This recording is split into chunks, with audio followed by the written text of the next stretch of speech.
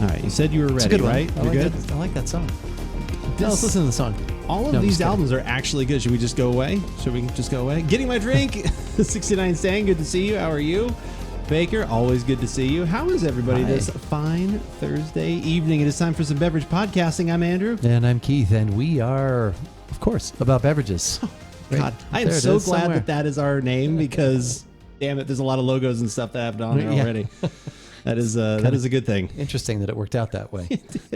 Yeah, we didn't actually even have any of the website. This all of a sudden, this stuff just like showed up our doorstep. It just showed up at our doorstep. It was a sign from the heavens above. Oh. I don't have and any a website will be brought unto you. And it was. Did the Peanuts make a holiday special about it? About Beverages, Charlie Brown. I've noticed that when you came over today, have you tightened it up a little bit? Have you cropped it down I did. a This little is bit? the summer length. Okay. Summertime length. Yeah. The beard, starting right? to get warm out there. Yeah. Okay. Well, of course. When it's cold outside, it's a different length. Yeah, that's true. Yeah. I don't have it. Hold on. Wait. There we go. Yeah, a little bit. This is where it gets the thickest, but I just took the razor down another notch. And what is that? Is that a 2? On the razor that I have, which is what you got me a couple years ago for my birthday, it's a 3 millimeter or something. All right. So I don't think I have anything that the next level I think is just like to shave 2-day shadow or something. Yeah. For me, 2-day shadow. For some people it could be an hour shadow, I guess. Yeah, my partner feels a 3. My partner feels a 3. But yeah, I also like to live dangerously. Yeah. I'll stay. I suggest you hit, sir. It's like no way he can lose if he hits. Dealer has 17. House wins. He's like shocked about it for some reason. How's everybody doing? We are we came up with this last week. I shouldn't say we. I think this guy came up with it the other week. He was like, how about an Arizona beverage week? And that's kind of what we got. Well, we had a new wine come in to the store that I had heard good things about, and then I also realized it was tying into one of your favorite bands of all time. Pucifer? No. Not Metallica. We've done that. A Perfect Circle? Well, yes. Huh. At least him. Do they have any other bands? Can't think of any other that they may have. Oh, Tool. Oh, yeah. Yeah, Maynard and his wonderful Caduceus Cellars and Merkin Vineyards. So this is the Chupacabra? Chupacabra, from Wilcox, using Wilcox Vineyards. And and then you had been talking about sake for a while, so for way too long. Arizona, and so we just were like, well, let's make an Arizona theme. So we've even got an Arizona themed, in fact, extremely local beverage for us. Almost too local, honestly. They're right out back. It's kind of weird. Not that we've had this numerous times. We've podcasted on it when they first burst upon the beverage scene. That was neat. We have talked about. We've tried many of their things. Said both for podcasts and both. Informally as well. So. Oh God, yeah. This is a staple usually at a lot of our family get-togethers for sure. Is that hard to go wrong? Have some sort of Dragoon beer, but what have we got? We got the Dragoon IPA, the West Coast IPA. I think it's usually like 7.3% alcohol. You were on the money more there, the malty, more the malty backbone style. With the bitter hops as opposed to like the super fruity and bombard your palate with hops kind of taste, but bombards it in a different way, I guess. Gets it at the back of the tongue instead of the upper soft palate. So and it's the classic West Coast of like, I could clear. You could see through everything. Yeah, we could do the rest of the podcast just looking through here, and I could still see. It'd be a little warped, I guess, because of the glass, but clarity like unmatched almost. Like it's rare you see a beer that clear these days. Everyone has switched to the hazy style, which is great. I love the hazy style too. Mm-hmm. I love all different types of beers. Like people always feel like you got to be like, I get that question surprisingly a lot. Is either what's your favorite beer? Do you actually like this kind of, do you actually like, it's like, I like almost all styles. It's very few, like I said, my least favorites are always lagers and pilsners and things like that. And even those, like every once in a while, like depends on the mood. They can be enjoyable, right? Yeah, exactly. And Stone did that pilsner. They did the with Metallica that was pretty good. That actually was a pretty good pilsner because I think it was an imperial or a double. They did something else. Yeah, that was really good. So that one was good. Yep. The Enter Night, which we did a podcast on. Again, go in the archives at AboutBeverages.com or I know you're here live right now. YouTube is a place where people can subscribe for things. It's a shock that we actually have a YouTube channel, but it's there and it's been there for quite a while. Go look. So speaking of stone, yes, would you be interested in trying the Buena Vesa, which is a salt and lime lager? Is that the one with like the Day of the Dead looking stuff on it? Yes. I've almost got that a couple times. We have that now at the store. So if you want to try one, if you want to open with that, we have that. We should try one of those. I think it's called like the Rip and Bear. It's now, it's a Pizza Port and El Segundo brewery collaboration. Just came in fairly fresh, actually. The only review I've gotten so far is that it's okay, which is kind of what we feel a lot about Pizza Port. That's kind of unfortunately. I'm never like El Segundo's great. I'm never upset with my Pizza Port beers. Like no. it's never like I'm like, yeah, I don't want to. But I just kind of know what I'm getting into. That they're just always like, right, okay, like they're quality enough, but they just don't bring a lot of flavor to the like this. Always brings a lot of flavor to the party. Like that is savory hops. That is good malt backbone. These are always. I mean, Dragoon is nothing if not always a quality product, and then on top of that, like I said, just exceptional flavor profile as well. We were talking about it just as we started the show. The Hefeweizen Hefeweizen that they have out right now. I've bought several of those. That one is really good. If you like the Hefeweizen style, it is awesome. They do a great, recreation of that style, and it's fantastic. But yeah, I pretty much try everything that they have. And I think I even remember talking about several years ago, and I probably say this every time we have Dragoon. It's like they show me styles that I didn't think I needed to try, and I'm like, oh, that is pretty good. Like, I've never heard it. Like they introduce me to things just because they're Dragoon and I'm going to try them. Right. They introduce me to styles that I normally would not even try or even think twice about. Yep. And I'm like, well, they made one of them. Oh, I'll try the new. And it's like, oh, that's interesting. That's really good. It's just because of I might even want to try their barley wine. You probably would. Like I said, we should try and find if we can get. I didn't see it at. I did a tap and bottle run today, which is how we got the sake that we're going to have today. That's right. First time we have ever podcasted. I have never even had a sake cross these lips. No sake crossing these lips. Never. Like even like not a against cheap it. hot one or no. There was one time. There's a story. It goes way back. I'm trying to think. It was in. You were 4. It was in my. No, not quite that old. Yeah, exactly. It was in. It was in Jay's old house. We had it was like a board game night. Okay. And just a bunch of the guys coming over or whatnot. And one of them brought over a bottle of sake, and he was like heating it up in the microwave because he was like, "Oh, I need to make a warm sake or whatever." Okay. And he was offering it, and I was like, "No, I'm good," because I figured like whatever this guy probably brought over is not what I'm looking for in a quality for my first try. Like I always want it to be like decent my first try. Right. That's what's always sad is most people's. It's getting better, I think. But you think 20 years ago, most of our first experiences with beer were not the greatest of options. Like your first beer you had was like with me, it was probably whatever was around the house. It was Miller or Bud or Coors or something like. Actually, I don't think Dad really drank Coors. Usually at one time I think you did. Did he? I think. Okay. Yeah, I think there was a time. A silver bullet fella. I always remember. Well, it was Bud the Light. other can. It was usually Bud Light or Miller. Like one of those. Right. I remember both of those hanging about. And of course, possibly Olympia. How about a Lowenbrow? Or Olympia. Let it be. Oh, was there Olympia? Yeah, because remember there was the family joke because we had the plants, the oleanders in the back, Right. and Dad shortened Olympia to Ole, and he said, "Can you get me an oleander?" That's Baker might I would think would remember that. I think Dad will remember That's that pretty too, funny. But can you give me an oleander? And I think he did it on purpose. I don't know how old you were that he was asking you to bring him a beer, but hey, he wasn't asking you to drink it. I was definitely ahead of my time. He didn't ask me. That's to when drink. It all started. He didn't ask me to drink it. Yeah, drink an oleander. We can blame him for my that need to find out. Like there has to be a better something of this, right? Jeez, Dad, really this? God, this. That's pretty funny. But yeah, like I said, I think that's probably unfortunately most of ours were bad options. I remember those starting like in the early '90s. Things started to turn a little bit. I mean, although I was still occasionally Moosehead or Labatt's Blue. Or that's true. What did we have the Greek festival that I didn't like? Think back to Ouzo. We had Ouzo. It's Greek. Oh yeah, licorice. Yeah, it's like a Greek licorice thing. Yeah, we tried that for the first time. Yeah. I don't think I need to try that again. I don't know if I'm not a fan of black licorice. Period. Yeah. So then I'm not going to like even the best probably of drink of that. Right. I'm guessing. It's probably not. No, probably not. Yeah, Ouzo is what we actually had there. We went to Went to the Greek festival. I had ouzo at John and Joy's wedding. On purpose? With Eric from Eric's Ice Cream. Oh, wow. Pete, That was back in the day. Yeah. Raven! Pete, you got some customers.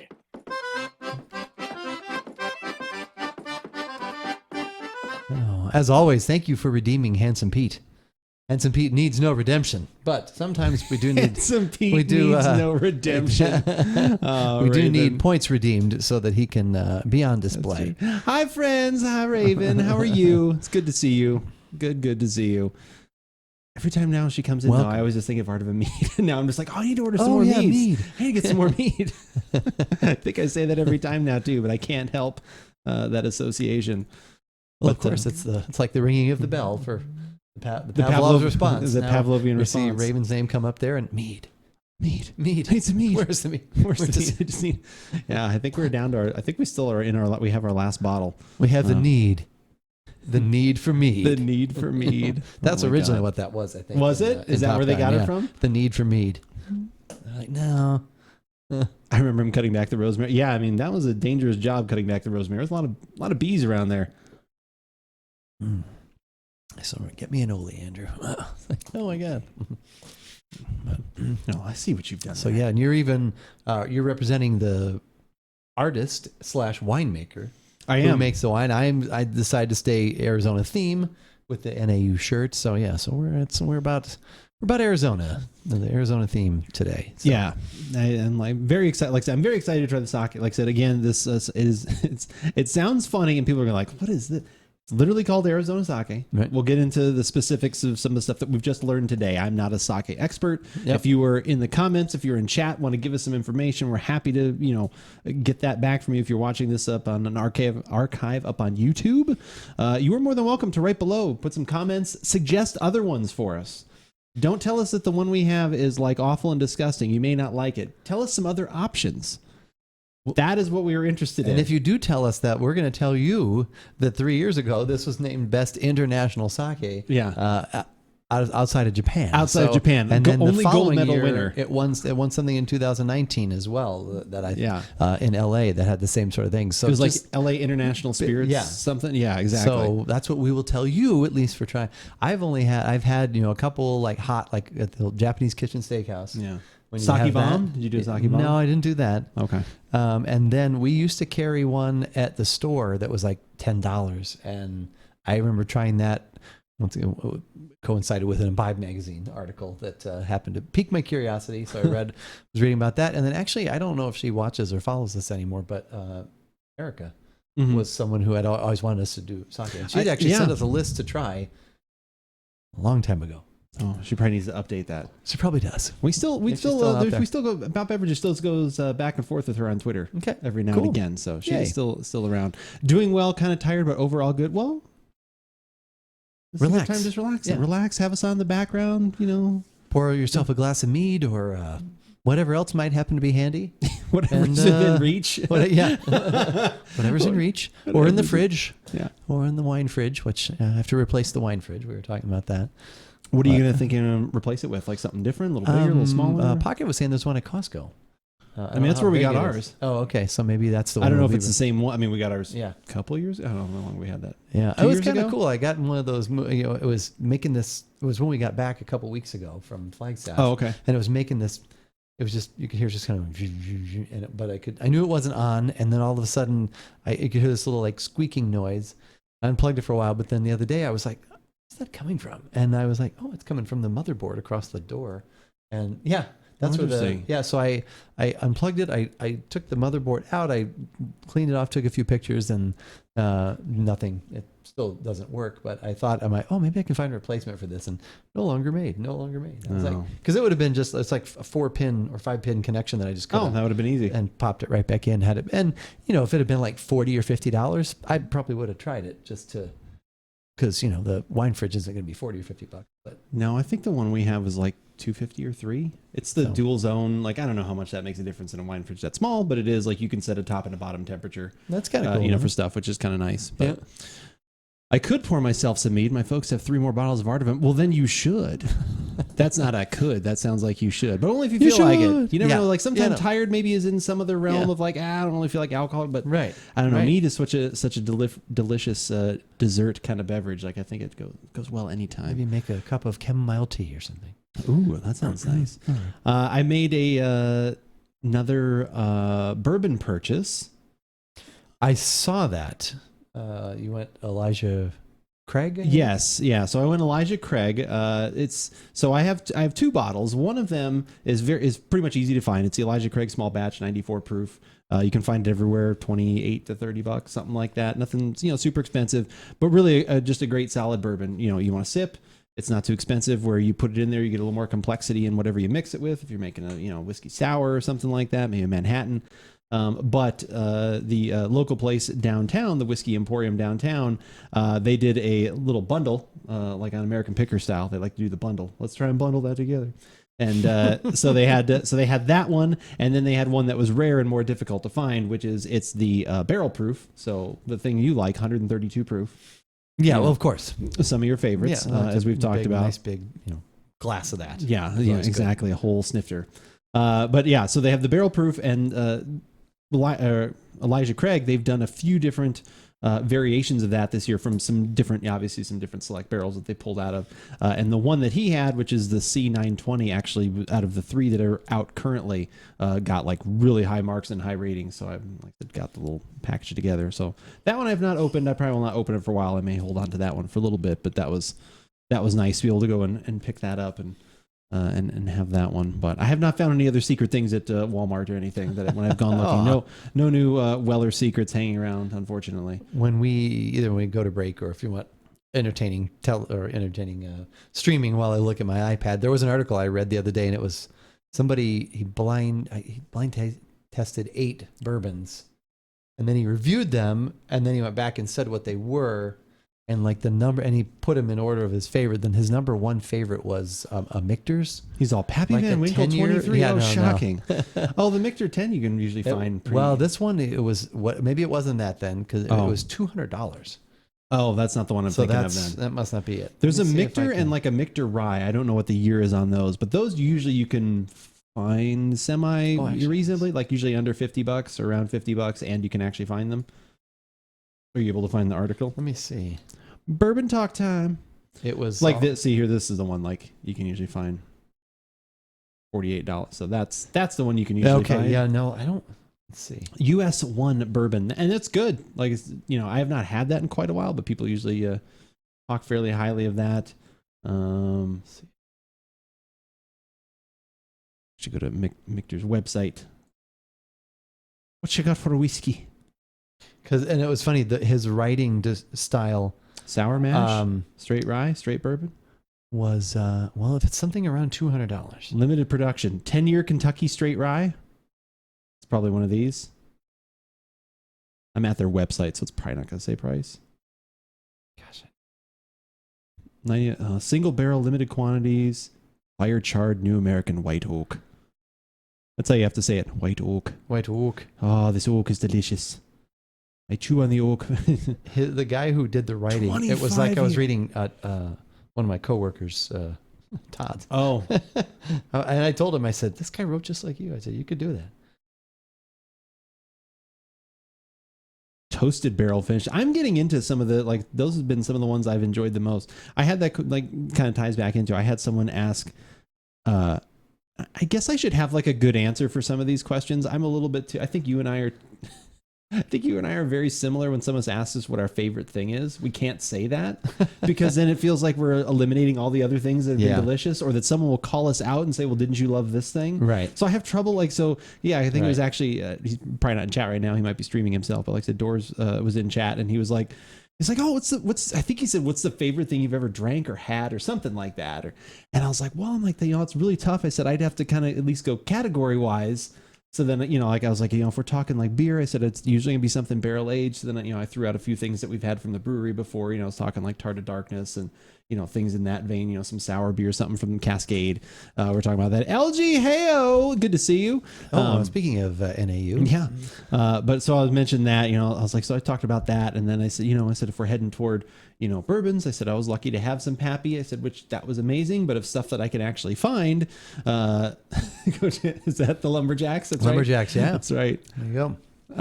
So I was like, stuff I can find. My go-to right now is really the the Woodford Double Oaked. I just love that one. Like I just love getting that one, and some mentioned a couple other ones here and there that we've had and that we've enjoyed. But yeah, it's like I really got to go by kind of like category. Like I can't just say, and for some reason like mixed drinks didn't really like I don't think I've ever had like a mixed drink where I was like, oh my god, this is the most amazing. Like I love I love my martini. I love a whiskey. Yeah. I love a few different things, but there's not like, oh, if you wanted me to make a mixed drink, it'd be this. It's like, it's like whatever I'm kind of in the mood for on that stuff. But so these were nice. These were single barrel tastings. Single barrel tastings. Oh, okay. His number 8 was Evan Williams. He only tried 8. Evan Williams single barrel. Okay. And then Jim Beam single barrel. Interesting. And then Four Roses single barrel. That one you can find. I think we may have had. We did one, I know, and it wasn't their standard. I think it may have been maybe it was small batch. Might have been. Done small I'll look batch. quick. Garrison Brothers, Mr. Garrison. I actually have seen Single that barrel. mentioned in a few different articles. Yeah, I have seen that logo with the big star on the front. Baker's 7-year minimum single barrel. He said that was his most intriguing, not his favorite. He put it at 4. He said it bounced around, but he said it was his most intriguing. Small batch. Small batch. Okay. Yeah, we had the rounder bottle, but the single barrel one I know I have had, and that one's good. Number 3 was Jack Daniel's single barrel select. His number. I just don't like the Tennessee whiskey flavor profile. Number 2 was Wild Turkey, Kentucky Spirit single barrel. The Wild Turkey, and surprisingly Maker's Mark, like they have some single barrel selection things. Like both of those, like have gotten high marks, and I've even talked to Jay about that. And the Maker's Mark specifically, he was like, "Oh no, that one's actually pretty good." I was like, "Okay." I'm like, "You should." So the number 1 Michter's single barrel bourbon, 10 years old. That's that one. Yeah. Okay. So that was his number. I bet that one is probably one, delicious. Yeah. There's a 25 year or a 20 year or 25 year that's like super rare. Yeah. And I remember the owner of Batch talking about that, saying like I think he either had a bottle in his private collection or something like that or whatever. But yeah, that one was supposed to be. I got to keep that because I told Todd I'd forward that to him so he could. So he could a mirror image of his own writing. So he could ooh and ah over those things. Over his same writing style. So I forgot I had not. I posted all the other stuff, but I had not added the link to the podcast that went up today about our final review. Final review of the Empathy wine went up today. Right. Of the Empathy Red wine went up today. Empathy Red. It was so weird because I wrote that post last week. I was like, wait, oh yeah. You're like, wait, that was good. So, maybe I'll talk about this when we get to the red wine. We'll talk about something else. Red wine based. Red wine adjacent. Oh, okay. It's not adjacent. It is. It's red wine. It is. Okay. It's so adjacent that it's right. It's actually in the same place. It actually is. None more adjacent. None more. Can't be more adjacent than this. That's funny. Okay. Give me 1 second. I am adjusting the post and officially putting it up here on the site. To have. But it is up on YouTube, though. If you guys are already on YouTube, if you're following, subscribe there, all those things, guess what? The post is already there for you. Now I need to find the link.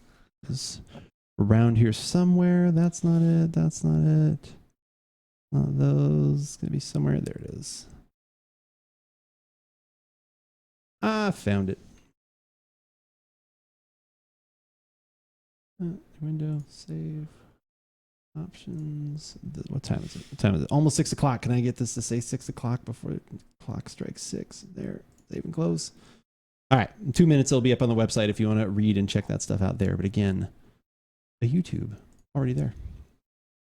Already there. And as well, if you were here a couple weeks ago, you saw it live on twitch.tv/AboutBeverages, or it was already up, also a week or so ago in the full, Yes. in its full form. In there, you have to cut away. You have to do some whittling. You got to do some scrubbing through there if you don't want. Yes, you know. to just get to that particular bit of information that we shared with you. But that was really good. That was an enjoyable wine drinking experience, which usually red wine and enjoyable wine drinking experience do not happen for me in April and May because it's starting to get too warm. I was going to say, yeah, it was good. I was about to say, I was like, you love red wine.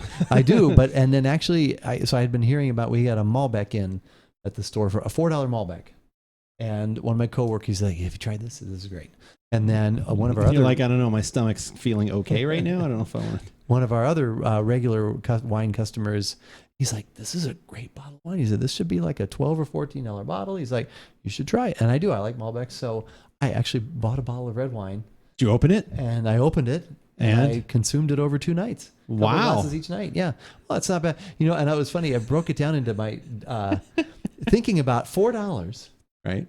I had $2 of drinking each night. As opposed to like, normally I open, even if it, say a Dragoon beer, open 2 Dragoon beers. That's $5. Oh, are these only $2.50? Yeah. These are like $2.75, something like that. Oh, okay. So, but for one night. But this was, so anyway, I didn't do it just for that, but I wanted to try it. And actually it was quite enjoyable. I really liked it. So I bought myself another bottle that I'm either going to just save or that I might, depending on what our wine drinking experience is like tonight, I might just bring it over and have you could open it. Okay. Try that. Like I said, is that a $4 Malbec. Are there grapes in there that are in the wine we're about to have? Is it in a little bit? Is that what you mentioned? There's no Malbec in there? No, there's no Malbec in there. Oh, okay. Now, the question I really have, though, is did that wine drinking affect anything else? Did it affect your game? Did it affect your gameplay? It didn't affect it. It didn't affect it either way. I don't think it made it better or worse. I wasn't sure. No. I wasn't sure how for much the you had. Teamfight Tactics story of the week. Oh, just a couple of glasses over the span of a couple of hours. Yeah, right. Oh, a couple of bottles. A couple of bottles. Okay, yeah. No. I actually tried yesterday they have a brand new, so they have you can play normal, which doesn't affect your ranking. Then you have ranked, which obviously affects your ranking. They have a new thing called Hyper Roll, which is a faster game. Okay. You don't in the game that I currently played most of, Pocket and I played most of. It's you are rewarded if you save your money. If you have a certain amount, you gain more interest, wins or loses. If you get destroyed, you lose a lot of points. If you barely lose, you don't lose as much. This one, though, there's none of the money saving. And for like the first few rounds, each loss, no matter what it is 2 points. And then it lets you know, hey, now if you lose, it's going to be 4. So it equalizes that, and you only start with 20 instead of 100. So it's meant for a faster gameplay. Okay. And different. So it was kind of fun, actually. I played it last night, but it was something like that. If you start out kind of bad, you really don't have at least from what I've discovered so far, you really don't have a chance to recover. That's kind of a bummer. You're kind of already on a. But the good news is it'll be over so fast you won't feel much of it. But so what, compare and contrast, how long are those games roughly? If you usually play a normal game or if you play a ranked game compared to that, an average ranked game or regular gameplay, it's you're about 30 minutes. If you win, if you're doing well, it's going to be more than that, 35, sometimes 40, depending. But this one, and like I said, they can plus or minus. But this one was probably, I don't know, 10? Oh, wow. 10 to maybe 15. That's 15-ish. That's half-assed. Yeah. Well, I didn't, and the highest I came in was 4th, so. But it was fun. So something new just to experiment with, especially if you just break up the monotony a little bit too. If you've just done a couple really long games, and you're like, how do I want to do another half-hour match right now? It's like, let's just do this other thing. Oh, that's cool. I like what they're adding. Yeah. Now, is that something that are the players all? Is it the same balancing as all the other level? Okay, so it's not like a different level of balancing. It's just they're just removing some mechanics and speeding some up. Right. Okay. Some of the item choosing, and there's a carousel that happens every so often. They'd get rid of all that stuff for that. So yeah, so just to speed things up a little bit and a different strategy. So that sounds cool. That was fun. Any movement within your division, your uprising? Because I know they just did the patch a couple weeks ago. Gold 4, but Pocket is into gold 3. Oh, nice. Okay. Yes, she's found a build that suits her right now, and so she's going with that. So yeah, no, she's gold 3, and I'm gold 4. So Progress is being made. Progress for is all happening. of you out there. Absolutely. Well, should we sake it? I think we should. Let's get into that because I have a feeling there's gonna be a lot of conversation based around that and kind of going through. We're gonna go to the, like I said, this gentleman's website that is the brewer. We'll talk a little bit about that. A lot of good behind the scenes type things. It's always like not everything kind of makes it into the podcast. We've got like all these different formats now. If you want the most information and long-winded conversation, but enjoyable. To hang out with it's like us. we're all friends. It's like hanging out too. That's what I've always thought about these shows. Those are some of my favorite podcasts. Are ones that it just feels like 4 or 5 people hanging out. We're talking about a subject that we all love or are interested in, sharing different viewpoints. Like I said, if you guys have different comments, thoughts, or whatever on either some sakes that you've had or different, obviously when we talk about the wine later or local Arizona beers, let us know. Yep.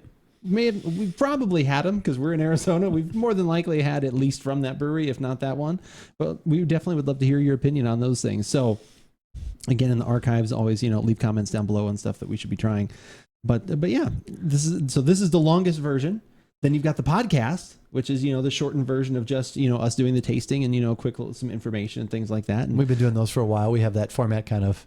We got that one down. That one's pretty good. And now if you want it even honed even more, quite a few of the podcasts are now turning into TikToks. So if you want even just a 1-minute beverage review, because like 8 or 10 minutes is too much, and you want just the quickest of snippets, follow on TikTok. Like I said, I am starting to put up some videos there. There is some gameplay things as well, but I'm going to say the majority of what is going to wind up being on TikTok is probably going to be outtakes from this show.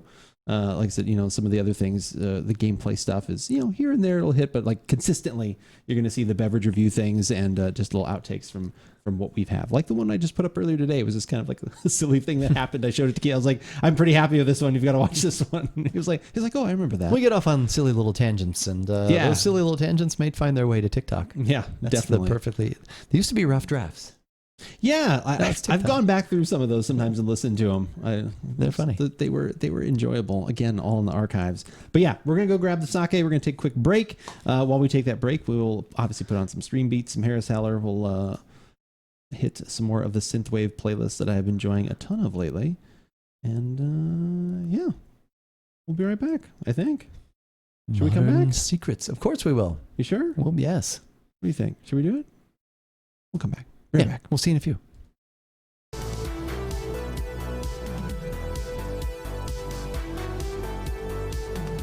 I just love the name of this track, Odin's Revenge. By Odin's beard. By Odin's beard. Great Odin's beard. We are back. Break is done. Beverages have been grabbed. And I need to actually shout out one more thing. Huge thank you. 900 followers we hit. Whoa! We went up another 100. 900 followers. Another 100 in what? Total within the last 15 or 20 days. We hit another 100 more. So 900 followers we hit on Twitch. Holy so moly. Thank you guys so much for the support. Hugely appreciate it. I posted about it on Twitter earlier, which you can follow us on. But yeah, that was super neat. So thank you guys so much. I don't think I can handle 900 people watching us right now. I guess we could try. Not to go too far down a rabbit hole, I had 2,800 people watching me on 2,800 on what day was that? Monday. 2,800. Yes, I got a host, and there was 2,800 people initially came watching, and then for quite a while, they always they pilfer out. People come over for the initial raid from a large host, but for quite a while, I kept peeking every once in a while. I was like, "There's still 500 people here." I was like, "Oh my god, holy crap!" Yeah, felt like I was doing a small comedy show or something like that. I was like, "But wow, all right." So that was super cool. Yeah, That's probably where some of those people came from. Yes, that's great. Yeah, we got quite a few follows from that, but that was really neat. Exactly, Stang was one of the ones that was here. He came over in the Jungle Squad raid. That was super nice, and it was it was really cool. I'm glad that I am mildly prepared for those mentally now. So we have Harris Heller to thank for that. I think. Too, yeah. Like I said, we've gotten a lot of support. Like literally the last month. If you talk not talking May or April, or just of the last 30 days of the calendar have been very good to About Beverages and support and everything else. I watched you the rest of the day. Well, yeah, I know you were here the rest of the day. You kept popping in every once in a while. Very much appreciate that. And you weren't even streaming anymore. I wasn't. He kept looking, working. And we love the work lurk. I love the work lurk. It's great. Just come in, turn it on. Again, I talk about this all the time. Like I said, with the YouTube page, everything else. These are all the things. You don't have to be a subscriber. You don't have to do anything else. Like I said, literally coming in and just watching the show.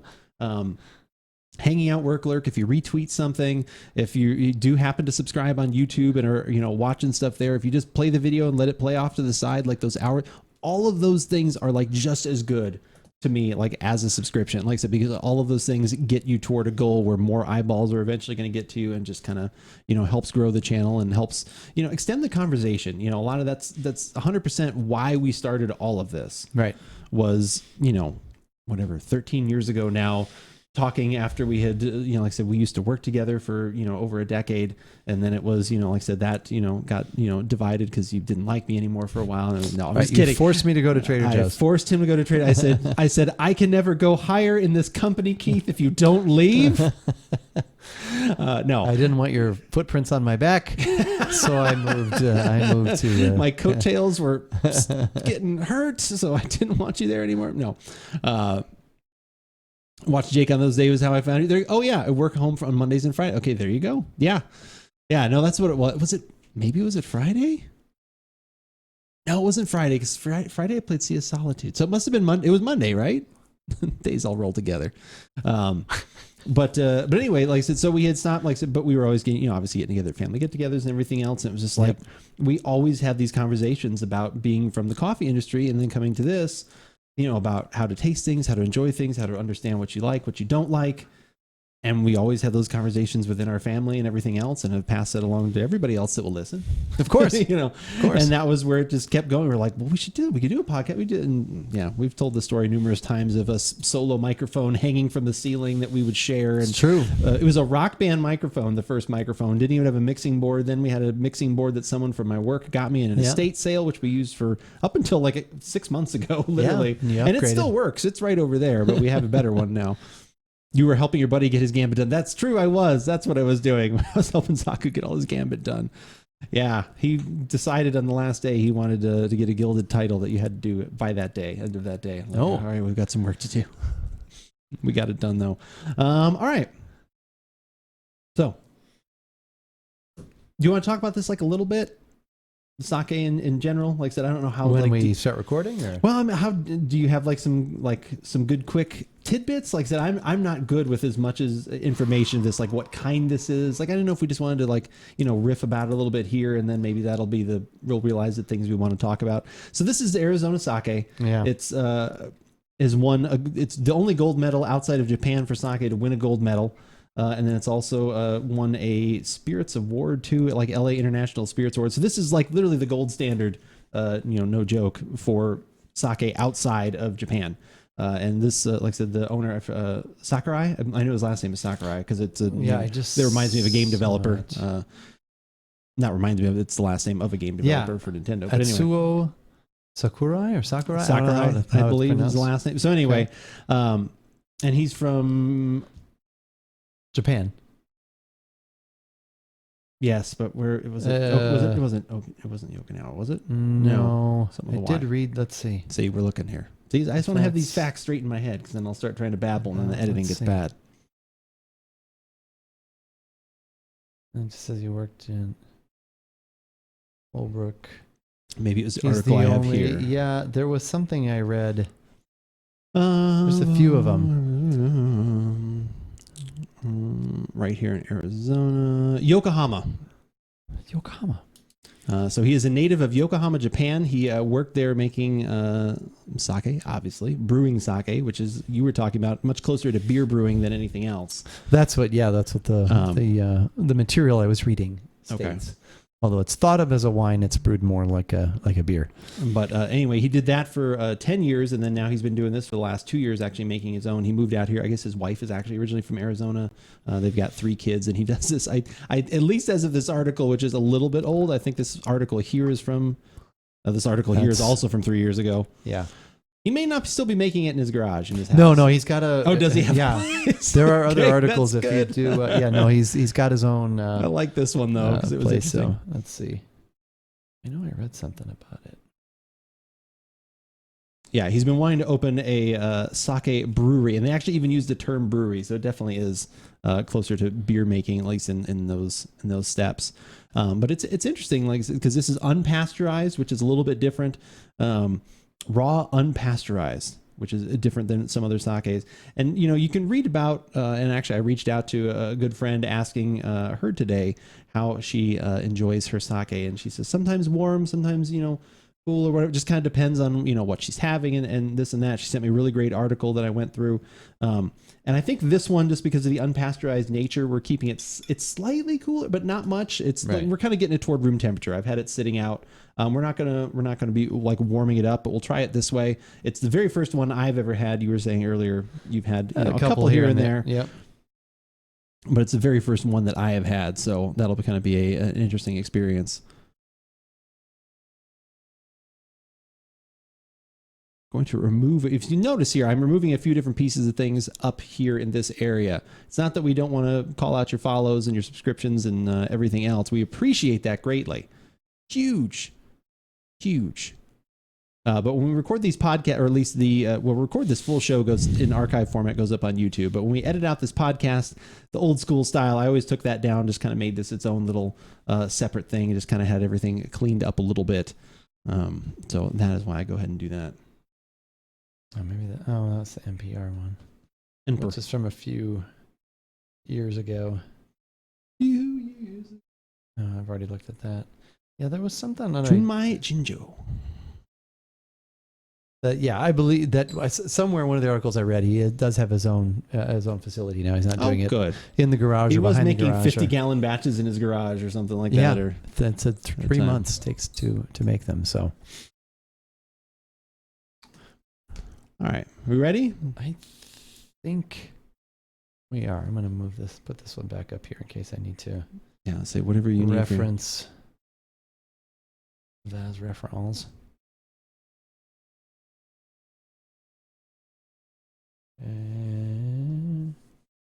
But yeah, I'm very excited. This is what I always talk about. I always like finding something that is, at least in theory, one of the best in its class or right up there. Right. Especially for a first tasting. Because then you can kind of have an idea of like, well, if this is the good version, maybe I'm just not a fan of it or whatever, like I said, or like, oh, wow, this one's pretty good. Like, I do like this. I'd like to try some other ones, or there's certain characteristics you like. So, all right, we are already recording, so we can start whenever.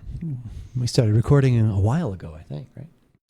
That's true. Thankfully, I did. I did start recording right at the beginning. Yeah. So we've been recording this whole time.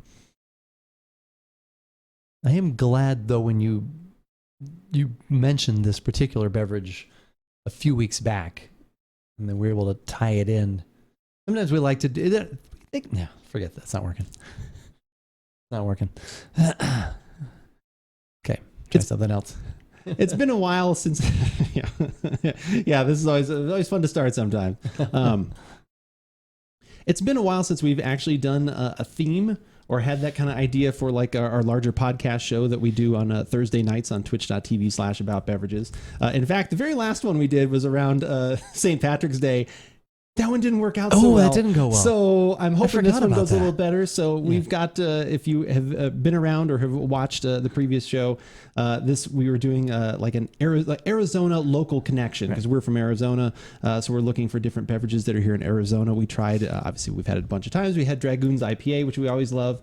But now we're dipping our toes into a world I am completely unfamiliar with and had to reach out to some friends today for some information. And, but it is one we have talked about, and you'd kind of come up with the theme for the show, and thankfully I was able to slide this one in there so we could try it. It worked out. It worked out well, and actually, I think the difference between this show and that previous one is, I think we're excited about both of these beverages. I think we are. The one we've got for today, it is a sake for this. Give it a shot. I'm Andrew, and I'm Keith, and we are AboutBeverages.com, and the beverage that we're about today is the Arizona sake, gin. Right? Junmai Jinjo, which is their gold medal award-winning sake. Yeah. This won. It's won a couple of awards in 2018 and 2019 as the best international sake, which essentially means anything made outside of Japan. Yeah. There was nothing else that received the gold medal that like this was the one. So this should be like the creme de la creme. This should be up there outside of Japan. And the interesting thing, or like the intriguing thing, is that, like you have been saying the last few weeks, is it's made here in Arizona. Yeah. It's, initially when I saw it, I thought it was kind of like, I was like, is this a joke? This can't be like Arizona sake. Like you didn't even think of a better name, but apparently you don't need it if it's this kind of quality. I actually liked it. It's just, it says what it is. It says what it is. Arizona sake. 100%. It is interesting. This is unfiltered. It is raw. It's unpasteurized. And they are kind of this style, at least. They limit the ingredients that are in here then as well. So it's just rice, water, yeast, and koji, which is a type of fungus. Right. That is what you get in here. So. Right. And the brewing or the making of this beverage is a lot of times people will associate sake with rice wine, but actually the brewing process is more similar to the brewing of beer. And this comes to us by the gentleman who owns the business. He actually moved to Arizona a few years back. He's actually a the only first grade sake brewer in the United States.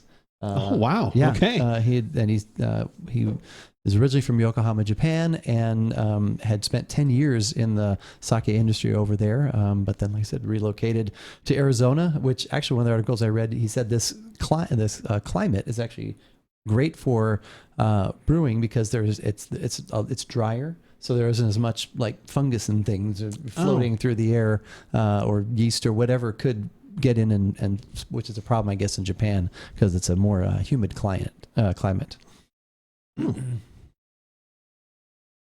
I was able to, and it was actually very easily also pick this up because I got it at our local tap and bottle. That's a cool thing too. I also like to, as silly as this sounds, they had a 375 ml bottle. So I didn't have to buy a full bottle. I could actually get like the slightly smaller bottle because I've never had it before. Like, I don't know. Yeah. I might not, maybe it's not my thing.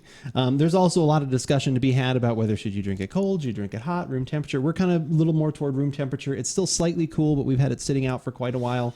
I will post a link to a great article, like I said, that Matt girl, who is usually always in chat, that she sent to me when I was asking for some of her expertise. I will post that for everyone else to read, and you can kind of decide for yourself if you want to go for warm, cold, depending on what you're doing, what you're having. It was a really good article.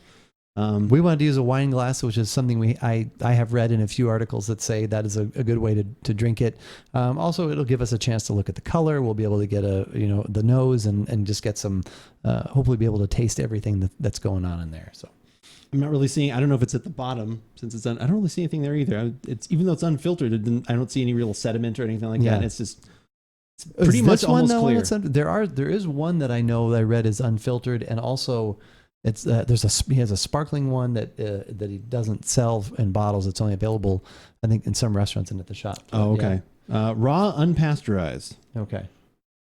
Maybe this one is filtered then. Okay. I don't see anything on here specifically. Good. But there are others that he makes that I think are cloudier. So. Yeah, he has like 4 or 5 different styles, something like that. Anyway, links to the website will be there as well at aboutbeverages.com. Or if you're watching this on YouTube and you hit the subscribe button, there'll be links down there in the comments.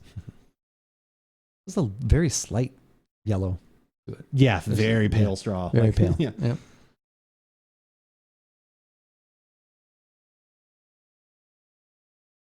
Oh, that is very unique. That's like that's kind of like it's like a combination of a wine and the fungus, the other beverage that we have that's also a fungus, the kombucha. Kombucha? A little like kombucha, like that tart funk and a wine, and like there's like kind of 3 distinct things kind of hidden in there a little bit. But yeah, definitely I get there's like a wet grainy quality to it, but there is also some fruit in there. Mm-hmm. Yeah, there's a strong something. Apple oranges? No. Apple pear for sure. Yeah. A little bit, something else. Maybe not quite peach. But yeah, definitely apple and pear. Very like clean aroma too. Like I don't know I forgot to look what the alcohol was. Did you see what that was? I'm trying to peek on here if it says. I'm not seeing readily available. He's keeping it. It's a trade secret. Oh, there it is. 15 to 17%. It's a range. So it's like a Dogfish 120. Somewhere in that ballpark.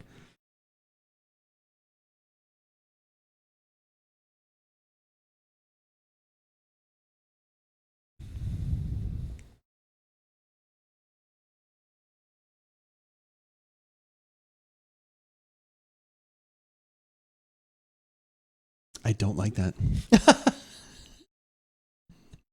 I was going to ask if you wanted to pause. I was going to, and then I was like, I probably should just get. That tastes weird. Now it is your first time. That's true. I probably should have a few sips. I'll have a few sips. Who knows what this edit will be? Maybe the edit will be like, that is delicious.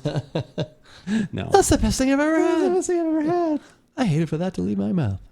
Golgo, it's good to see you. Sorry, we were in the middle of recording there. It's good to see you as always. Pocket, evening to you as well. Good to see you. Everybody that's come in. I think she came in right as we were beginning the record there. Be doing another official sip. I don't know what may come out of that.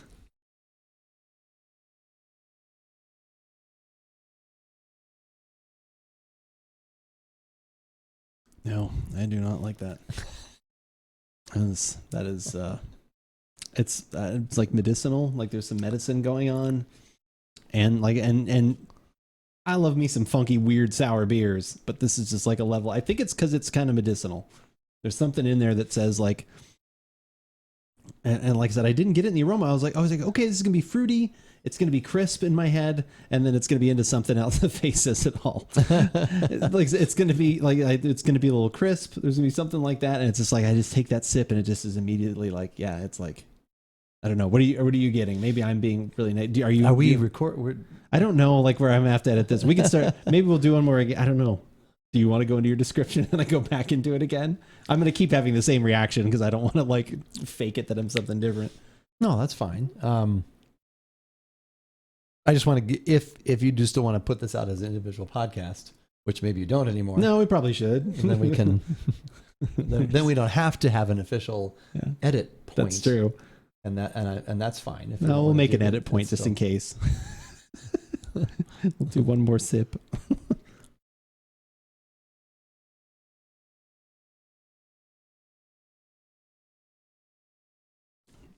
Yeah, that's just not going to do it for me. Yeah, I'm not a fan. What do you think? I don't know what it is. It's medicinal to me for some reason. There's still a little bit of that fruit. I got way more of it in the nose. It seems to be like way underneath. The fermentedness of it is not something I am enjoying. Maybe I'm just not accustomed to it. Maybe I need to. Maybe chilled would have been better. Would have backed off on some of that. Maybe if warming it up would have brought out some more of some other like bouquet that's in there. Would have but like for right now, like the things I get immediately are not the things I was enjoying in the aroma. Those are all kind of toward the back. What say you?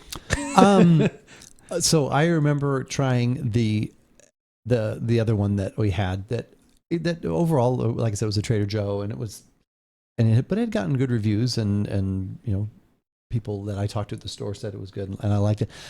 I just remember thinking, kind of,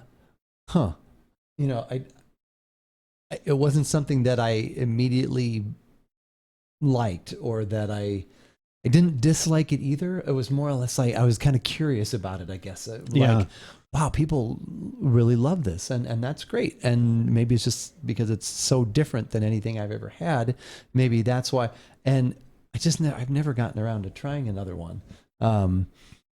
Just because it hasn't really, I kind of wanted to maybe have somebody who had more experience with it, and could talk about it a little bit more, which is why I was excited to try this again. And so that flavor to me is not as much of a surprise to me as it probably was to you. Yeah, it's a shock. Because I was kind of expecting it, because, when you keep, it's brewed like a beer. So that's in your head. Rice, wine. Oh, it's a wine. So I think sometimes certain terms are in your head, and they may plant, incorrect, maybe hopes, assumptions, even. But I think I was just, even on the aroma, I was like, I knew there was gonna be some, like I said, against it was, had, like you said, the grassy, some grainy, like that rice kind of, a lot of those things going on there. But like I said, when I was actually surprised to be smelling apple and pear. So I think maybe that's when I thought I was going to get a crisper, a little bit more fruit forward, something that I was not expecting. Right. With then still some funk at the end, something a little weird. I thought there was gonna be some of that going on. And I'm, like I said, I'm not, I'm someone I enjoy lots of different, types of beverages and cuisine and all that kind of stuff. For some reason, this is just like, it's a weird combination of a couple things that maybe my head's just having trouble wrapping around it. Like I said, but initially those sips, I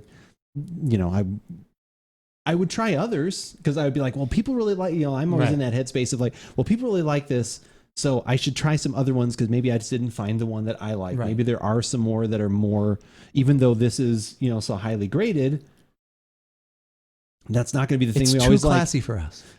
It's too highly I don't know graded. if it's about that, No, but like, no, what's the good example is what is one of the most highly rated beers of all time that we think is nowhere near worth any of the accolades. We've done 2 podcasts on it. Hop Slam. The Hop Slam. And people still talk about it. There was someone the other day like that literally came up like, oh, I can't wait till the Hop Slam comes around. I was like, you must be joking. Like anything on this shelf right here, like you could find, from these other breweries is better than that, But again, like I said, it's gotten, lifts up to a level just because of either the, and I'm sure this is like, again, super high quality, but I'm just not, I'm not sure. Is this might not be your thing? It's not. You know what? And probably I think therein lies that I haven't had one since at least our last house, because I remember where I was. I think I even made some notes. I don't know if I still have those notes. That would be interesting floating if you around still had somewhere. But I remember writing some things down. I remember exactly where I was standing and trying it. So that's the other house. So that's at least 6 years ago, and I think it goes farther back than that. So it's probably like I haven't had something in 8 or 9 years. So it's just not one of those things that necessarily stood out to me either. So I don't find it medicinal, but I do. But there's a bitterness at the back that's kind of. But like I don't there necessarily. Too. Yeah, I'm not like. I keep having another sip just because I'm trying to sort out what I actually think about it. I know you see me keep drinking it too, and that's kind of the glutton for punishment I am, because I'm the same way though. I'm like okay, maybe this or like what I'm not having initially the same reaction that I had now the more sips that I've had. Right. But it's still like I'm confused, and I'm also maybe I'm disappointed in myself. Like I was hoping to love this. Like I was kind of excited. Right. Maybe I put too much pressure on myself to like, and then like now and I thought from the aroma I was like, oh, this smells pretty good, and then I was like. And then, it just like, as soon as I took that taste, I was like, oh, there's something about it that just hits. Right. Again, it's not completely like medicine's maybe not the perfect word. I'm trying to think of something, but there's a bitterness to it. There's something phenolic or something. There's something. It's a different juxtaposition of things going on. It literally is like something that, and again, I know beer is fermented, and all that, but it's lighter fermented something. And so more of that fermented flavor is coming through, but not in the funk I normally like. Like I don't know. I honestly don't know. Yep. That is I don't know. Yeah. It's once again, it's just maybe something we, like you said, need to have more. Maybe tomorrow you'll be streaming. You'll say, you know what? I'm going to start out with sake. And it's possible. Maybe I try it straight, like chilled next time. Maybe like I said, I do have to go refrigerate this when we're done with this podcast. So maybe, like I said, maybe if it's like cold, maybe then that, like, again, maybe there's just a little flavor that's holding me back. Then that'll help it. Or maybe if it went, warm sake, like if it went the other way, maybe that could do it. Like I said, the bottle says to kind of go either way. It's kind of, how you want to taste it. But, then you've got to, since it's unpasteurized, you got to put it back in the fridge. But anyway, the only thing I am sure of as of this moment right now is that you all should go to AboutBeverages.com, check out all the podcasts and videos and things that we have done over the last over a decade. Let's just start saying that. That sounds better. Over a decade that we have been doing this. There are recipes on there for mixed drinks, all kinds of things, news articles, all that kind of stuff. If you only want the latest videos, YouTube is the place you should subscribe. We've got lots of things going on there, including some gameplay footage here and there. I've been doing some full playthroughs of some story-driven stuff and been putting that up on there, so go check that out as well. All of them are on playlists, so you can watch all of the videos right in a row if you choose to do so. If you only want audio formats of all of our podcasts, we've got you covered there too. Google Podcasts, Spotify, iTunes, all of those things are available. If you have a favorite podcast app, guess what? Search for About Beverages and you will find us there. We should be there. We should be there. And 3 pillars. 3 pillars. 3 pillars. Different. Yes. One is different. That's right. We've taken out one, replaced it with another. And we're already very active on that new pillar. You are. Yes, you've dove right in. Yeah. Yes, you've jumped right into that. The 3 pillars of social media are Instagram. The new one is TikTok, where you'll find a whole bunch of little 1-minute glimpses into our into our beverage and gaming lives in that 100%. Yeah. And then also Twitter, which is the one that we use the most often. I tweeted just a little bit ago to let everyone know that we were going live on twitch.tv/AboutBeverages, which is what we do most Thursday nights around 5:30 Pacific. We get together, we try different beverages, we talk about all kinds of things, we record podcasts, we interact with our audience, we have some fun just hanging out. Throughout the week, Andrew lets you know what he's doing in the gaming universe and what he will be enjoying as a beverage while he is doing that. So follow us on Twitter. Keep up to date with About Beverages. But, as we always say, even when it's sake, whether we like it or not, you should give it a shot. And let us know which one you might like. I don't know. May not keep that on there. Might not even make it. Do you floss on TikTok? Do you actually mean using floss or doing the floss? Because either one, whatever it gets me, I will make that happen. I will make it happen. Dog Boy, oh my God, the 15-month resubscribe. Ahoy Bevs chat, how's it going tonight? Did you know, chat, that you can follow About Beverages on YouTube, Instagram, Twitter, AboutBeverages.com. OnlyFans coming soon and other fine social media outlets. It's true. Wow. So sit back. Enjoy your stay. That is one of the best resub messages I have ever seen. Thank you. Thank you so much, Dog Boy. How is your destiny going? What are the roles you've gotten? What are you excited about? I saw the water episode from years ago the other day. It was pretty funny. That one is, I have not watched that one recently, but that is, our most viewed thing ever. For some reason, water was very controversial. And it was, again, it's good and bad, because hopefully other people still decide to hang around and hit the subscribe button. But it's also like, man, our most viewed thing is probably one of our videos we put kind of only a little bit of effort into, because we're like, a podcast on water. Yeah. And then also just since it's older, the quality is not what I appreciate. Dance, go, maybe I'll dance for you. If you're subscribing on TikTok, maybe I'll do it. You never know. Never know if I get enough sake in me. Who knows? Dogboy, again, thank you for the 15 months. Sorry we had the alerts turned off as we finished the tunes. Destiny's fine, nothing too crazy. Finishing up at work. Okay. There's a little almond note on the maybe end, that's why I don't like on it. the soft palate. Because I don't like. I just figured it out. I don't like almond liqueurs. It's an and it was also just a cap. It's an almondy, like cherry. That kind of almond, not cherry bark and almonds. But a little almond kind of baked almond tart or something on the taste at the end. I just got that. I definitely like it more than you do, but I don't necessarily a sake guy. I guess that would be the thing to say. Yeah, unless again, I will always go with the Eric approach of like try something twice. Try something twice. If someone says here's another good one and it's not ridiculously expensive, sure, I would try another one. I would do a podcast on it because maybe who knows? Maybe like I said again, even food. though this is the gold medal winner, like maybe they need food. A different, maybe they need. But I think I'd drink something else though with my Japanese cuisine. Yeah. I would have one of the amazing Japanese whiskeys that we have had lately. I would rather have an IY tradition right now, or I'd rather have the Kokori Japanese whiskey. We've had multiple Japanese whiskeys that I have loved to death, and have also gotten us some good viewership on YouTube as well. So I would definitely have both of those. Yeah, the IY tradition. I think that is also. I'm gonna have to get another bottle of that at some point because my wife loves that one as well. Put an ice cube in it, maybe. Maybe. I mean, I will put this in the fridge. I don't know if this will be the beverage I choose for tomorrow. Maybe I'll choose the thing we're going to have later as the beverage for tomorrow, depending on how this goes. But yeah, I will try it again at a different temperature. Maybe that's what makes the difference for me. Maybe I need to have it a little more chilled. Maybe my palate is not refined enough to have some of those, not used to some of those flavors. But yeah, if you guys are sake fans, let us know another good one that we should try. You really don't taste kale, the alcohol.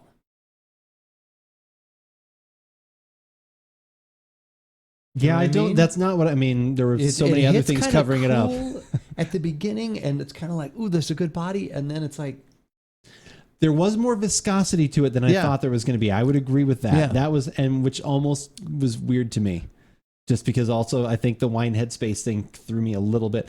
Even though we mentioned about 3 times it was beer, like I said, the aroma to me all of a sudden hit me as like just a differently fermented wine, and then like I said, then all of a sudden the sip had and that like that. slightly heavier. Like it's not quite syrupy, but it's enough where you're like, oh, that's different. There is something aromatic in there, at least in mine right now, that does remind me of when I'm brewing beer with you guys. There is that sort of wet grain, mash goodness in there. Yeah, at the back end, kind of there after you pass like the fruit and the aroma. Yeah, you kind of hit. Yeah, no, I see that. Yeah, that's what I'm saying. Like the aroma to me, I was interested. I was like, oh, this is intriguing. Yeah. Like I was surprised when you had that response to it after. But once again, I think I had at least a little bit of a leg up on you there, just having had something before to at least think, okay, this is what I had before. Where's it going to come in with that? Well, especially too, we didn't actually mention it on the pod. So like, but this half bottle, right? So I don't know if we should do it in full bottle. So say we bought a full bottle, regular 750 ml, like a wine bottle size, or $50. Oh wow! This is $26 for this little bottle. So that's why it's even more like I need to love this thing. Oh for yeah! That to be, oh gosh! Yes. You know. Oh my gosh! Yes. But yeah, $26 for a 375 ml. It's like, Do you get the almond? Oh, let me have another sip.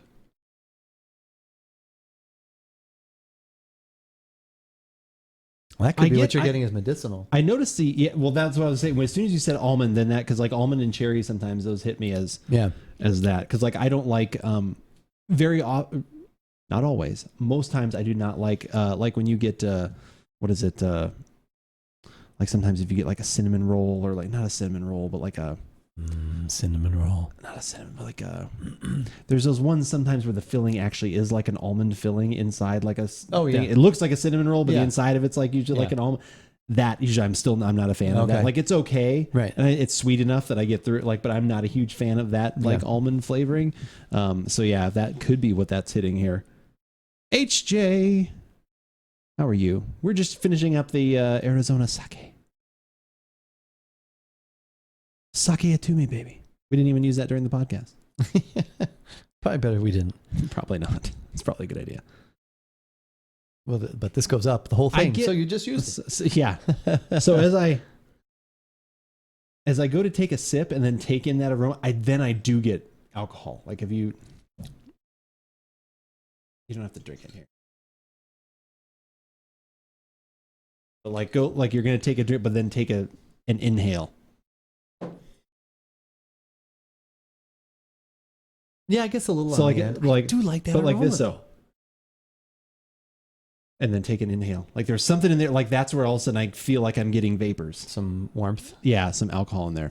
Re-record it. No, it's fully recorded. I have it. I can edit it however I want. How is it? Depends on who you talk to.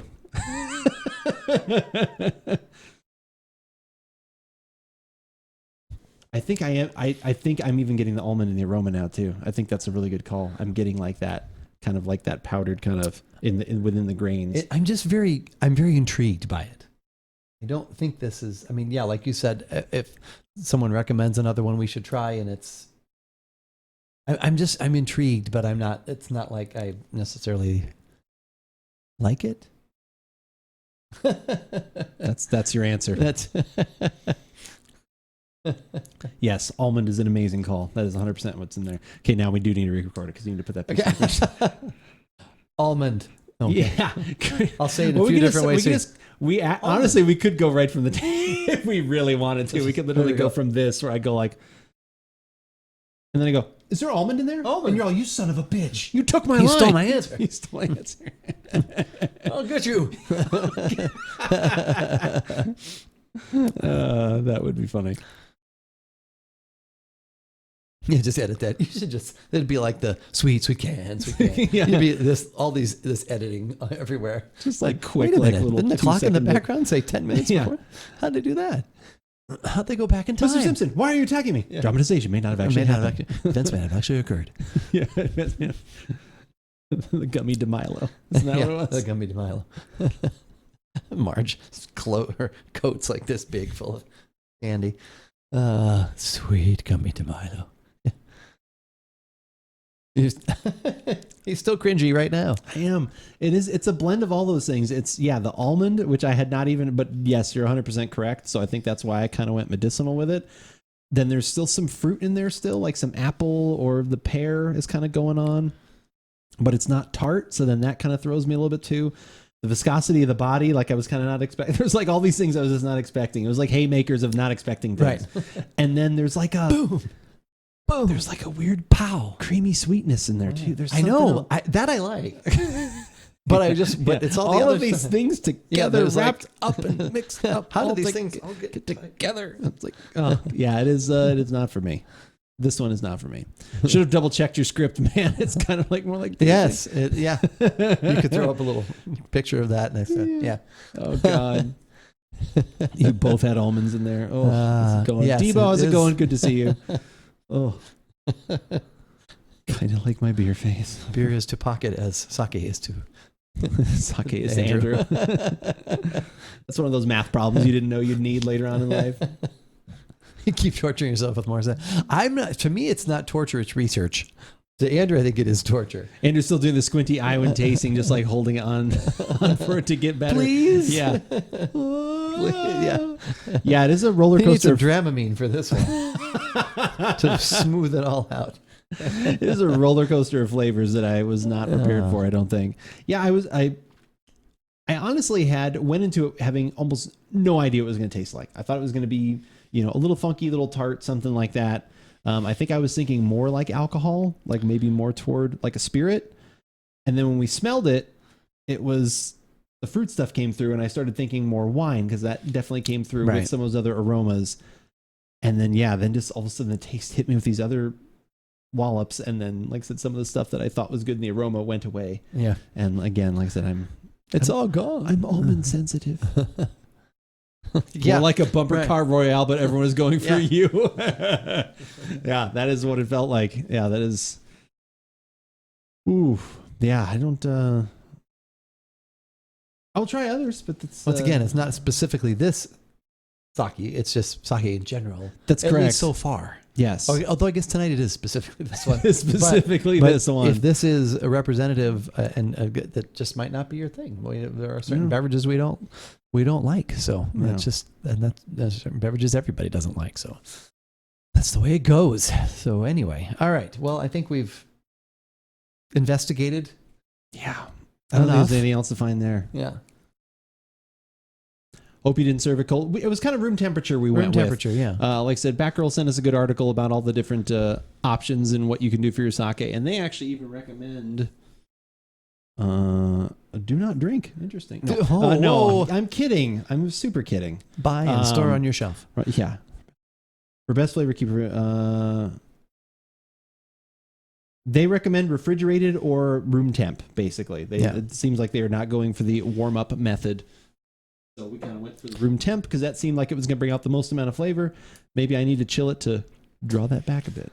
Maybe there are certain things that would stay, the good stuff, and you'd put a little muzzle on the bad stuff. Yeah, that's very possible. Restrain. It'll mute some of the other flavors maybe I don't like. That is definitely possible. Like I said, the warm, they definitely talked about that can bring out more of the bouquet and some different things. So that's why people do it in many different methods. Some people even microwave it. Maybe you should have filtered out some of those. I know. I think there were some flavors that need to be filtered. Is all I can say there. But no, I'm happy to have tried that. And again, if you are seeing the long form video of this on YouTube, leave comments down below if there's other ones we should try. If you've had this one and maybe you loved it, but you said it's not indicative of other sake, anyone with a little more knowledge about this than at least me, I'm happy to take other suggestions. And if it's something we can get and it's not like crazy expensive, I would try another one. Like I always want to try at least a couple of something. Especially just frightens me if this is the gold medal winner. Because, dear God, what won bronze? Maybe this is the gold medal winner, but it's the lager version of sake. I don't think there is, but that's an amazing. See, maybe I need to find the stout version, the barrel-aged IPA stout version of sake. Yeah, exactly. The equivalent. All right. Well, I need to get some water. I want to wash. We're going to do that. I want to wash all this out. Gold medal in one region. No, it actually best outside of Japan. This literally is the gold medal outside of Japan. Like, this is one of the best. If you were not in Japan, this is the only gold medal winner from 2008, from 3 years ago. Happens to be here in Arizona. The Beverage Crew, baby. How's it going, Berserker? Good to see you. Thank you for coming in. So yeah, we're gonna go. I'm gonna go grab a little bit of water. We're gonna take a quick break, and we're gonna go grab the final beverage of our Arizona walkthrough this evening. It is gonna be from Merkin Vineyards, hence Caduceus Cellars, Caduceus Winery, hence Maynard James Keenan, lead singer of Tool, Pussifer, and A Perfect Circle. We're going to go grab that bottle and have that and see how that one goes. God, man, I'm going to be super disappointed if that one doesn't Hopefully. work out for me. I might. Oh, I would lie on that one probably. I'd be like, it's delicious. No, it's going to be, I'm sure it'll be wonderful. I can't remember. What are the varietals in it? GSM. Is that what's in it? Grenache, Syrah, and Mourvedre. It's a GSM. Okay. That's a kind of a classic French sort of blend of those three. Those three wines, they all usually go together because they bring different, one brings a little more body, sometimes a little more color, some fruit, spice, all kinds of. So yeah, that GSM is a well-known. Well, hopefully it's well known to my palate. Well, hopefully it will. It will be after tonight. That's true. It will be after tonight. All right, we're going to take a quick break. We're going to go grab that. You guys take a quick break as well. And on the other side, we will try that wine. See you in a minute.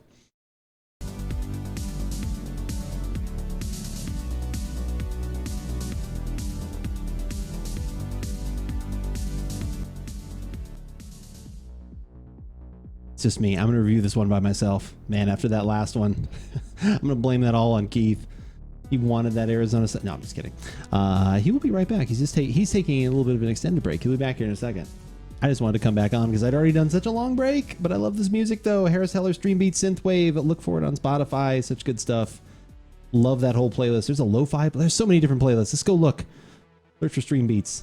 It's all good stuff. All good stuff. The first song that played was Peanut Butter and Jammy. Is that what it was called? That probably wasn't what it was called. What did I play? Could have been called Vapor Lock.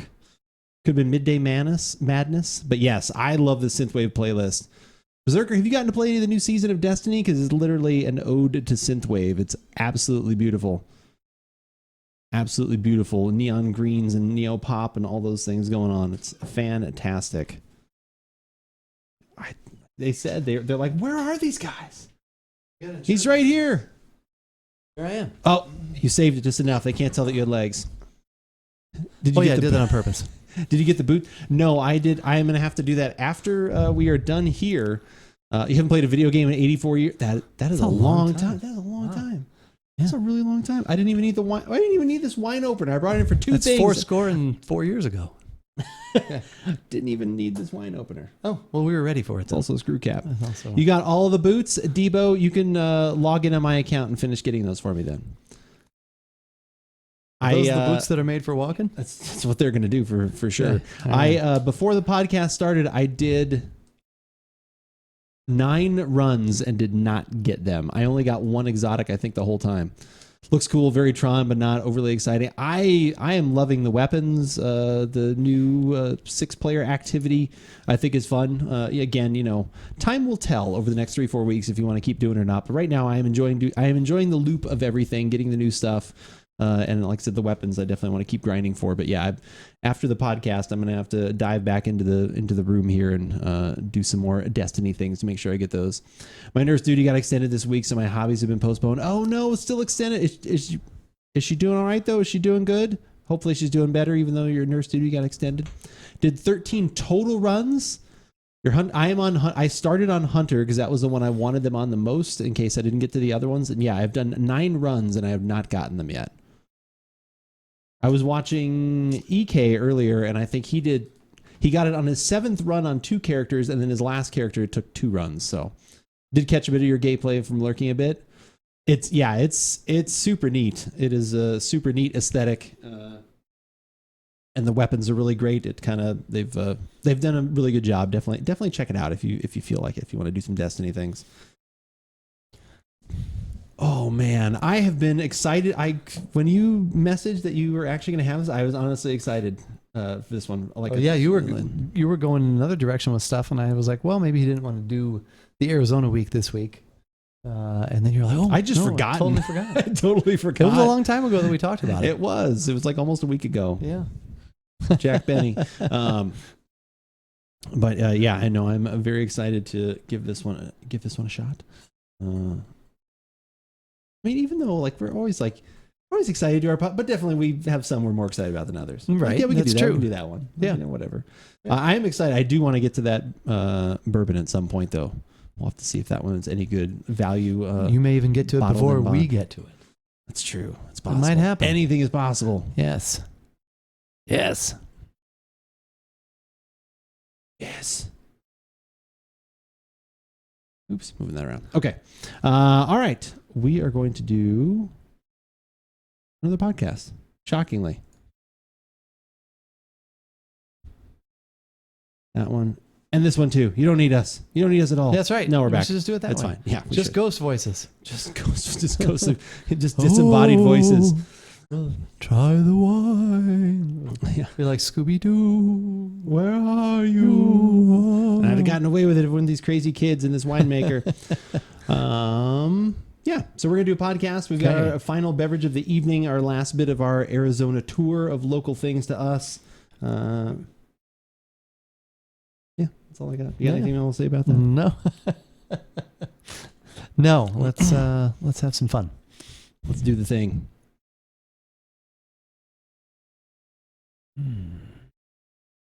Sounds good. I'll have that. I forgot what Chupacabra actually is. I remember it's an X-Files episode. It's like a shapeshifter. Is that what it is? Okay. I can actually look up what it is. We But can yeah, look it's it like I mean, that's what they call this wine too, is like that it's a shapeshifter. Been watching a little X-Files here and there on Yeah. on one of the channels as we go Goat to bed. sucker. Legendary creature in the folklore of parts of the Americas. First reported sightings reported in Puerto Rico in 1995. Oh, I thought 1995? Wow. That's what it says. The X-Files X-Files ahead of their jumped time. onto that, well, probably just a year or two later. Maybe a little bit longer. Name comes from the animal's reported vampirism. The chupacabra is said to attack and drink the blood of livestock, including goats. I thought it was, I guess it's not a shapeshifter. Well, it shifts other people's shapes. Yeah, that's true. Reputed origin, science fiction, horror film, species, chupacabra. X-Files. In 2010, University of Michigan biologist Barry O'Connor concluded that all chupacabra reports in the United States were simply coyotes infected with the parasite Sarcoptes scabiei. Okay. Whose symptoms would explain most of the features of the chupacabra. We probably don't There have to you go into the... No, that's the origin stuff we get into when we do our pot. No, that's not. Yeah, That's people we don't don't want have that to at all. They do not want that at all. Okay. Merkin Vineyards, though. What is Merkin Vineyards? Because the vineyard is not Merkin that the wine comes from. It's Buell. Bueller. Yeah, Bueller. Buell Memorial Vineyard, Wilcox, Arizona. So Merkin, what does the Merkin have to do with it? Is that their overall? No, Caduceus is their... I think that's even a larger portion. Like, I think he's almost got like a pyramid scheme of things. Okay. I don't know. All right. Not the content we deserve, but the content we need. That's good, Berserker. I want to know the origin of the handsome people in the stream. Well, you'd have to talk to our mom and dad about that. Yeah, That'd be true. the origin of these two handsome people, I suppose. Thanks, The Steve. original origin. That'd be the original. Yes. That is the origin of the species right there. I know what I don't even want to look that up. I know what a merkin is. Like, isn't that a slang term for something?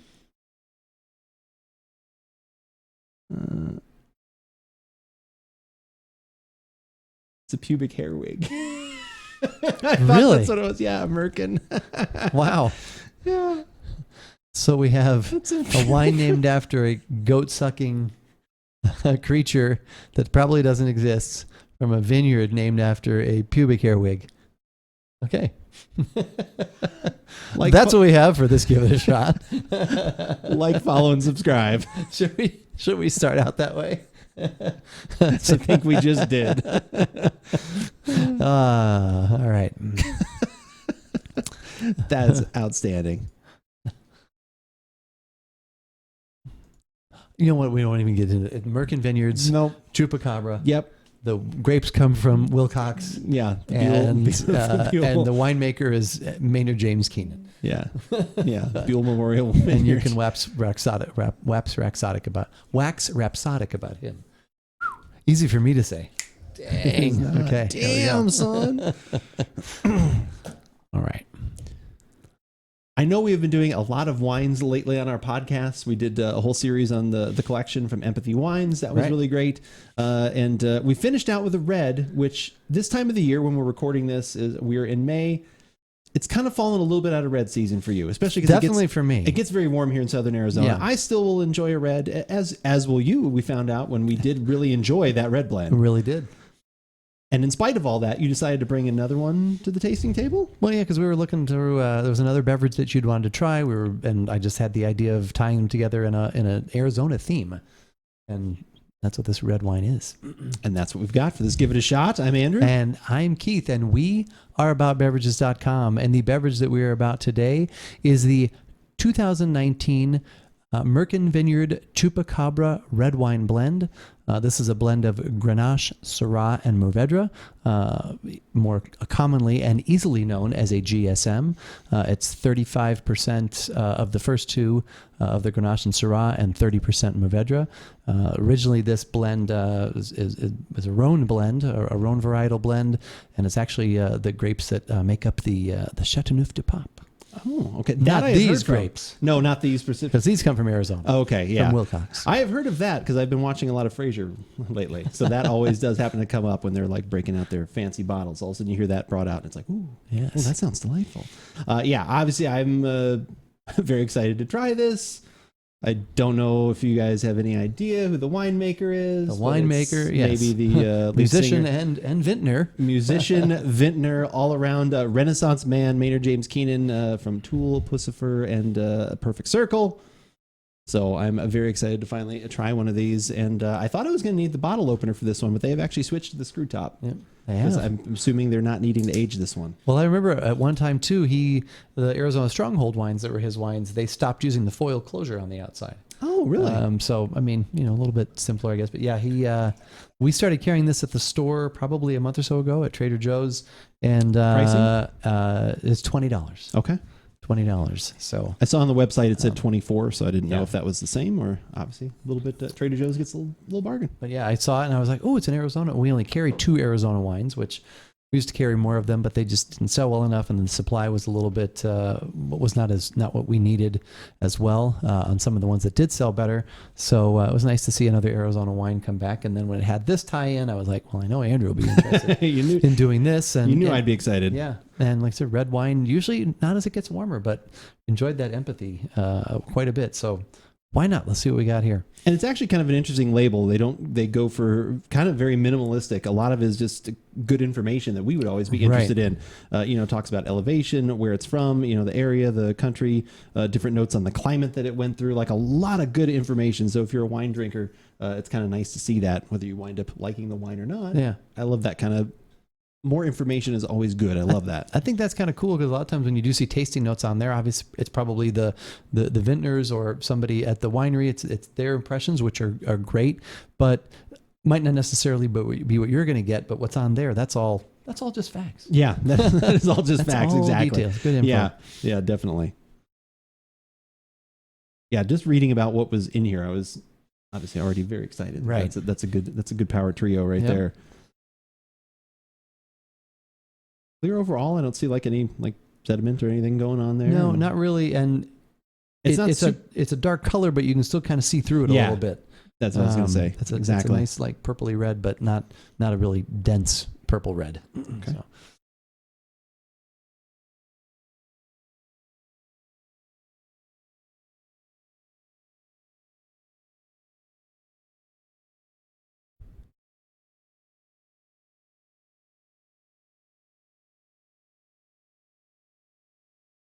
Introvert, good to see you. 3 cheers to you. How are you?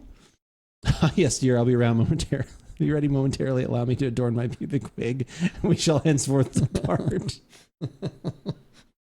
Jesus Christ, I didn't see that as I was trying to finally start this damn podcast. Wig. Yeah, I know. I saw that.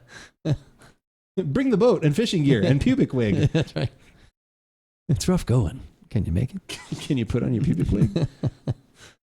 I thought that's what it was because is it random that within the last like week and a half the word Merkin came up in gaming space just talking about it? No. Oh, it's a meaningful coincidence is what it is. It is. He's like, no, it's pronounced Merkin. Merkin.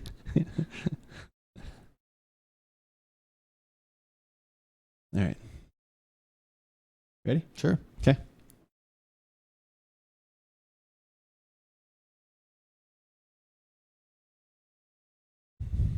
That smells good. That smells very good. That's it's different than some of the things that we've had as of late. To me, it's more toward like the black currant, like the darker kind of fruits, the black currant, almost like maybe even like a dark chocolate or something in there too. And then there's a little bit of cherry, but more toward that side, like the heavier, those kind of fruit, like black raspberry, like stuff like that. What are you thinking? I get kind of a higher floral note in there as well, like almost a. Oh, like an herb. There's an herbal in there. Yeah, too. almost a lavender or some sort of. Oh yes. And some sort of like mild herb. Nothing that. Can't quite figure out what that is. Some basil? No, basil is very noticeable. Oh, okay. To me, at least. Yes. No, it's not that. But yeah, I think there is a little bit of herbaceous in there too. But yeah, no, that's good. Like possibly, like a lavender, some sort of flower. Yeah, that smells some sort of high note right there at the end. Smells delicious. Okay. Fingers crossed. Please hold out. Please, fingers crossed.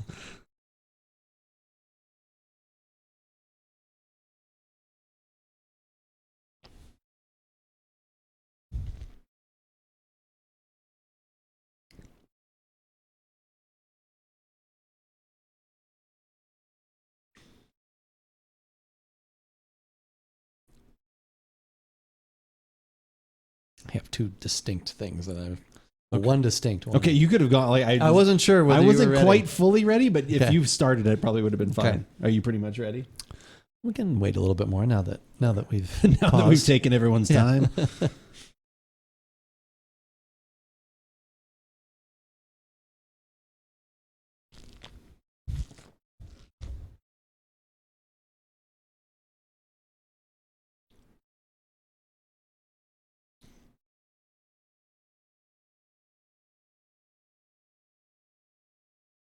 All right, I'm ready whenever you are.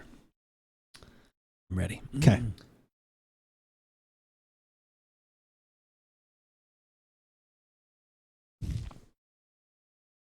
Cranberry. Yeah. I mean, wow. That's pretty cool, actually. The last time I had tasted cranberry in a wine was a California Tempranillo from probably like 6-8 years ago, and it was really. And there's a little that chocolate you talked about. I think It's in supports there, that. don't you think? Yeah, Yeah. No, but I totally agree. definitely get some cranberry. That's quite tasty. This is quite delicious. Like, yeah, it is definitely you can kind of go both ways when it's like you're always hoping that what you get in the aromas, what you get, in the beverage, but when you actually get in the taste, you're hoping that you maybe get a little bit more than that. And I think you do. I think there's some more layers in it. Like I didn't get cranberry in the aroma. Yes, that definitely comes through. Yeah. I think the chocolate kind of, that dark chocolate kind of, supports in there. Yep. I get some of the herbaceousness still. Yeah, too. that's still on the finish. I wish too. I could define that a little bit better, but just general kind of season, like herbal, like Italian season. There's something kind of herbal in there that's fantastic, and it's the body is nice. It's not too heavy. It's just kind of medium to light. Like it's not super heavy, but it's there and lets you there's a little firmness to that. This is very good. I really like this, and I like it because it's different than again what we were enjoying in the last couple of weeks. Right. It's kind of almost the opposite of that. Still wonderful flavors, but it's the dark side of that. Yeah, I wish there was a little more body, but for this time of the year, I am actually happy with that. Yeah, I was gonna say because it actually goes well with that because there are a lot of nice flavors in there. I think that would hold up. I think it's going to develop more too as it opens up. We just cracked the pretty seal. much. Yeah, that's good. Yeah, unscrewed the cap. Yeah, just unscrewed the cap on that one, so it's going to develop a little bit.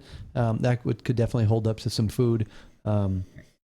Yeah, that floral note doesn't come through as much on the taste, but there's that and the little herb and then the cranberry, and there's some other fruit in there too. But that's the main one for me. I think the black currant still kind of comes through as well. I was like, oh my gosh, that depth, it kind of blends into the chocolate a little bit. That's in there, but that black currant is there, and like I said, the cranberry, you're 100% right with the cranberry. That's just and it's a little tart, like it just kind of hits in there. Fantastic blend, like that is just a great combination of all those three. But yeah, I think, and I'm always like that though too, where I'm like, oh, I wish there was a little more body to it. But I honestly think this is that's probably a trap I fall into with wanting red wines to have a lot of body. Maybe I just associate that, but then after thinking about that, like especially this time of the year, I'm like, actually, no, it's perfect for this time of the year. Yeah, I think this would go. Having this around Thanksgiving, if you're having like talking about those kind of foods, or if you're just having cheese or like all the general things you throw in with like this is going to stand up to all those things and elevate them as well as the wine would get elevated by all those things too. I think there's. Oh, this would be a good cheese wine too. Right. Oh yeah, definitely. This could be a good burger wine too. Especially too if you went more toward like some of the smoked cheese, like a smoked Gouda or something like that, and brought some of that with the fruit. I think some of that would even pop out even a little bit more if you have that smokiness, because there might even be a touch of that in there too. A turkey burger with smoked cheese. That would be good. Or you could go ground beef burger as well, but the turkey would, that little bit of gaminess though from that, which is what. Or what if you went bison? What if you went bison and like went even more like venison, even like that too? Yeah, go all in. Go all in. Go all in. I've had there's a place we've gone to when we go to California that we always like going to, and they have a lamb burger that I've gotten before, and they put like tzatziki sauce on it and stuff. That's really good. Yeah, and then they have they always do some like weird. They used to have it's always like some exotic, some sort of burger, of. I think they had camel one time. I don't think I had that one. Oh, camel. But I would try most things. Okay. but yeah, no, that is absolutely delicious and well worth. Was that one you'd buy again? It's an interesting discussion. Son of a beeswax. I probably would, but only for a special occasion. I'm not going to buy that for everyday drinking, although I like it. But I mean, I would definitely buy it again. I mean, like you'd want to have one of those around. I would consider having one of those, like for Thanksgiving. Okay, like you said, or for the holidays, investing in one of those. Okay. Yeah. So. The amount of caveats we have to put on buying a bottle of wine. It's just one of those things. Hopefully you don't need any of those caveats when you go to our website at AboutBeverages.com, or if you go to YouTube. Subscribe there immediately, right now. Walk away. Wait, no, you're probably already on YouTube watching us in archive format. If you weren't watching us live, you were watching here, just hit the subscribe button. We'd really appreciate it. It'd be awesome. We do a lot of videos like this. They come out at least weekly. We put up the full podcast, goes up on Tuesday. These smaller podcasts go up on Thursday. It's a whole bunch of stuff. Gameplay things, all that. Subscribe. You'll find out. You'll enjoy it. Trust me. Trust me, you'll like it. And then you can also leave a comment and let us know what we should be trying, what we're missing out on. That's right. If you only want audio, we've got you covered there too. Google Podcasts, Spotify, iTunes. If there is a podcast service that you enjoy, search for About Beverages. More than likely, we will be there. You can download our feed and start listening to us on the go. We would appreciate it. And now for the pillars. The 3 pillars. Do we even need to say that there's a new pillar? I guess we're probably mention it one more we're time. Transitioning out of that. Yeah, we're transitioning. But we do have 3 pillars. One of them is brand new to the pillar rotation. That one is TikTok, actually. It is. That's the newest pillar, replacing another pillar. Whose account we could not access anymore. It was weird. Otherwise, we may have had 4. We may have gone with 4, but we could have. We're just going with full 3. chair. That's right. Now we're just a stool. So we are now on TikTok. We are on Instagram and Twitter, which is what we use most often. We'll let you know we're going to go live most Thursday evenings around 5:30 Pacific time on twitch.tv/AboutBeverages, which is when we get together, we hang out, we talk about all kinds of beverages and relevant things. We record our podcasts, interact with our audience, and just have a lot of fun. Also, Andrew's going to let you know what he's doing throughout the week as far as games, as far as beverages, as far as who might be joining him or who he might join. Who knows? There's all these things going on, but he'll keep you up to date on Twitter. But as we always say, whether we like it or not, you should give it an Arizona shot. I like it. And that is a podcast. Well, thank God we ended with that one. That was delicious. Yes, that was good. That was absolutely delicious. That is very good. Yeah, no, I would buy that. So that's the same price as the Empathy Red. Oh, I love this conversation. Go with it. think I like the Empathy Red a little bit more. From what I remember, Honestly, but I like this one. They're different. That's the thing. I was honestly just gonna say it depends on the mood. I'm in the mood. If I want more bright fruit, like juicy, like some of those kind of things. Like if I want that, that one definitely had a little bit more, not candy, but it was a little bit more toward that jammy kind of this wine. is good, though. If you want that, the Empathy was, and I do want that sometimes. Like I said, the Empathy Red was great, and it was a wonderful balance of all of those things. If you want, again, a little more toward the darker. I think this one's a little lighter bodied. The Empathy was definitely a little heavier, so this is a little lighter bodied. But some of those, a darker play on those things. It's got some. I would want to have both. I would not pick one of the. I would want to have both. Like I would be happy to have a bottle of each. That then you can kind of go with. Yeah, I'll definitely have to be grabbing a bottle of this at some point. This is really good. Yeah, on their website it actually says 24. Right. So that is a good deal, and it's in stock right now. I could order. Or I could just get it from my local Trader Joe's. Your local Trader Joe's. That's right. We're carrying it. That is really cool. One of 2 Arizona wines that we carry. What's the other one? The Provisioner. It's Bob's Crap Shack. It's $3. You go really extremes. We tried it. The Provisioner? We tasted it years ago at the store when we were still doing that. You and me? Thing. Oh. No, not you and I. It's a lighter red blend. And it's, I think, $8.99 or $9.99. I mean, if you want to try another Arizona wine next week, I mean, we could do that too. But what did you think of it then? I liked it. It was lighter though. It was lighter, which would be fine for the summertime. So. But we're going to start proving you wrong about that. You don't drink wines during. Well, it's weird how that is. Like I said, I tried that Malbec over the weekend, and I really, it was I really enjoyed it. As long as you have your air conditioning set at the right temperature. That's true. And a nice glass of water there, and you just sip on it. Pocket walks in front of you, and you're just like standing in front of the fridge, but enjoying the red wine. What are you doing? I need to feel like it's in the 50s. Yeah. It's too hot for red wine, but this is really good. That is $4 a bottle. Not this one. This is not $4 this one's not $4 a bottle. No, we said what this one. This one was 20 or 24 if you order online. I think they don't ship international. I do think they ship to other states. So if you guys are interested, we will put the link. It'll be obviously on the website when we put this one up in a couple weeks. I like how he's winemaker MJ Keenan. He just recently created his own Instagram. He had been using his other band, the Pussifer, Instagram as his own Instagram. I didn't know that was a real band when you said that. Oh, before. Yeah. No, that's what I kept saying. Yeah, I thought it was I eventually caught on. But the first time you said that, I was like, what? I was like, what? I know Perfect Circle. I know Tool. I didn't know Pussyfoot. Pussyfoot. No. Pussifer? Pussifer. Pussifer. Puscifer. Pussifer. Okay. It's like kind of more...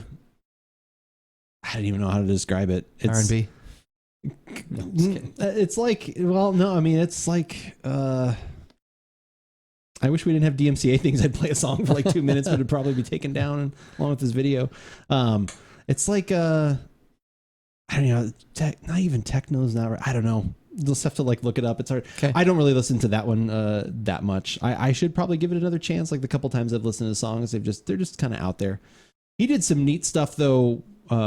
Within the last few months, they did like, I think maybe it was a New Year's Eve or maybe it was later than that. They did like a concert, but it was only online. So you bought like, that's kind of, some bands have done that where you buy a ticket and you can watch it online. So it's like exclusive that way, but then you still get like a shirt from the thing. So it's cool. So it's almost like you get the experience, but you're watching it online. But they did that and they were out like in the, like some place that, like I said, knowing with Maynard, like it was some like holy place where all these things interconnected in the world of the spirits and the whatever like come together and in the Arizona desert. It was like some palladium or stadium or something like that, and they did like an online thing that was all, and like it's kind of neat because then they can really like almost like even though they're doing it live, it's like they can really telegraph more of exactly what they're doing, so it's kind of more of a choreographed experience, I guess. I don't know, but a few bands have done that. Metallica did that same thing too. They sold tickets and they had a thing, and all of their stuff went to charity.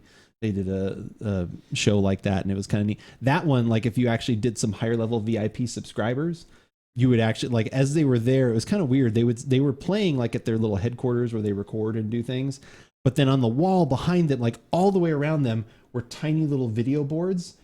and people that were watching the show were actually on those video boards. So if you had your face camera on, they were rotating through. So it almost like you could see yourself like watching them. That's kind of cool. And then certain people actually got to like ask questions and stuff too. So it was like, yeah, it was kind of, that was neat. And like, again, everything went to charity. So it's interesting.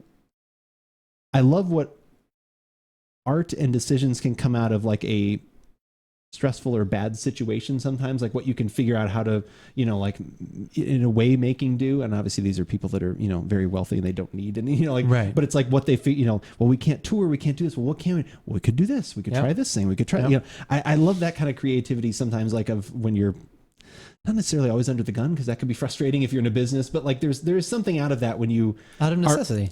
Yes, necessity is the mother of invention, as they say. It's you come up with cheesy, things, but it's true. Yeah, I love that, like figuring out, you know, not always just throwing money at a problem or throwing whatever, like it's actually just throwing your ideas and like, all right, how can we make this work? You know, I mean, a lot of that is somehow this website is going the way it is. Like it's you know, it's like, how can I make, you know, more content out of these things, because there's only so many hours in a day. It's like, well, I can make 6 pieces of content out of this one video, because it goes on YouTube, it goes on Twitch, it's, you know, it's on TikTok, we might put a picture on Instagram, you know, it's like you get, you know, that's definitely, you know, very utilize much a Gary V thing too, where it's like using all the pieces of what you've got, you know, so I always like that. But, well, there's some things we do at the store now because we've had to, that I think won't necessarily go away, like some of the extra cleaning things we do, some of the giving breaks when we give breaks. There's just certain things that it's like, I think people have come to be like, oh, you know, this is actually kind of nice that we do this, regardless of that's what I've been wondering. Situations. Yeah, so I've been wondering about, like, we were talking a little bit about before the show, and you don't have to go into too much of this. Like, I know that like the CDC just kind of changed their guidelines and stuff, and they put out, you know, they're like, oh, hey, if you're vaccinated, it's okay to be indoors with people now. But, you know, that's the headline. The under headline is probably like, well, yes, if you're around family members and on a giant crowded place, you know, all these other things that they don't add to that or doesn't get picked up. And then now you have the worry, because unfortunately Americans are already pushing the envelope in bad ways, that then they're trying to push into that, like, well, I was already trying to claim that I had a medical issue. Well, now I'll just claim I'm vaccinated, you know, like all this kind of stuff. So it's like, I always just wonder, you know, how those, you know, I'm assuming most businesses from what I've seen are keeping the policies in place of like, hey, you got to have your mask on. And I heard I was told that Sprouts had stopped requiring masks. Oh, really? That's what I heard the other day. Yes. Or I heard that today. Well, they're hoping to sprout more, obviously, incidents of the virus. So that, I guess, things might be changing at Trader Joe's too. I'm not exactly sure what or when, but and that's the thing. I think people. I don't know if the assumption is I have my vaccine, so that's okay for everybody. But that's not the thing, right? You have your vaccine, so you're safe now. Yes. You can still have it. You could still pass it on to someone else that is immunocompromised, or someone else that chose not to because of religious belief, or chooses. Well, that's the wrong one. But whatever they chose not to do, or because they just chose not to do it. Right. You can pass it on to that. And there's a lot of questions that still come up, but so just wear your freaking mask for a little while yet. Yeah, just keep wearing it for a little while. I saw someone, I think I even retweeted it, someone that we follow on Twitter, like said, that's great. You can not wear your mask. I'm going to keep wearing mine because I don't know if I can hide my dissatisfied face. So it was like, it was like, you know, the reactions that you're used to now making because you're behind the mask, like, oh my God, like now you'd be like, oh, I kind of need the mask to cover those things. I was like, that's great. Like, that's very funny. I was talking with my boss the other day, and last week, and we were actually saying it'll be weird once we have the option to take them off. It'll be weird to actually do that, because there's some benefits to still wearing the mask. Yes. And so anyway, and if anything, you just kind of feel a little safer sometimes, just especially with. I do. Like, I don't even think about it. I just keep grabbing I mean, if you look at all the incident, like when we talked about this the last couple of weeks, not to get on this rant, but I think it's it's interesting. A lot of people have asked me about it, you know, on Twitter and other platforms about, you know, how we feel about what's going on, and just you know, you look at how cases of the flu are down. All these things, it's like it helps against so many things. I do not know why people find it so obtrusive and horrible to have to do this thing out in public. It's like I would keep wearing one forever, and then just like when you go to a restaurant, like, you know, we actually finally, after 14 months, we like went out to a restaurant the other day and like sat down after a long time, and we actually had a meal, and it felt weird. Honestly, the whole time I was there, it felt weird. Like I said, we were inside, but like I said, everybody that we were at, like I said, we were all, you know, vaccinated and stuff like that. And obviously the servers still wear, but you know, you wear your mask to the table. Once you get to the table, then you can take it off. But you know, like I said, that even felt weird, but I'm fine with that. Like that would be, you know, that kind of, you know, level of protection, because again, we're not even close to herd immunity. We're not close to any of these things. Haven't been to a restaurant in over a year. Yeah, it has been a long time. Like I said, we went out, like I said, the one time, like I said, last year, like I said, when we were outside and we did that. Don't miss it. I do miss it a little bit. I like having a nice beverage out and certain things. Yep. We've been doing a lot of takeout, here and there when we would get stuff. So we obviously haven't been like completely sheltered like that, but it was, weird and nice at the same time, like going out and just having that kind of experience. But yeah, like I said, for the people that are, I know several people that are immunocompromised, but then they still actually did go out and they took they got the shot anyway, because they were even still, it's always that balance of, what's going to go on. But for those people that haven't been able to get it, when you're wearing the mask, you're protecting others. Right. This is showing that I care about other people. It's not showing, everyone's like, well, I'm safe. And it's like, well, yes. Do you want to keep other people safe? Because you can still spread that, or, so. Yep. Yeah. It is a frustrating situation.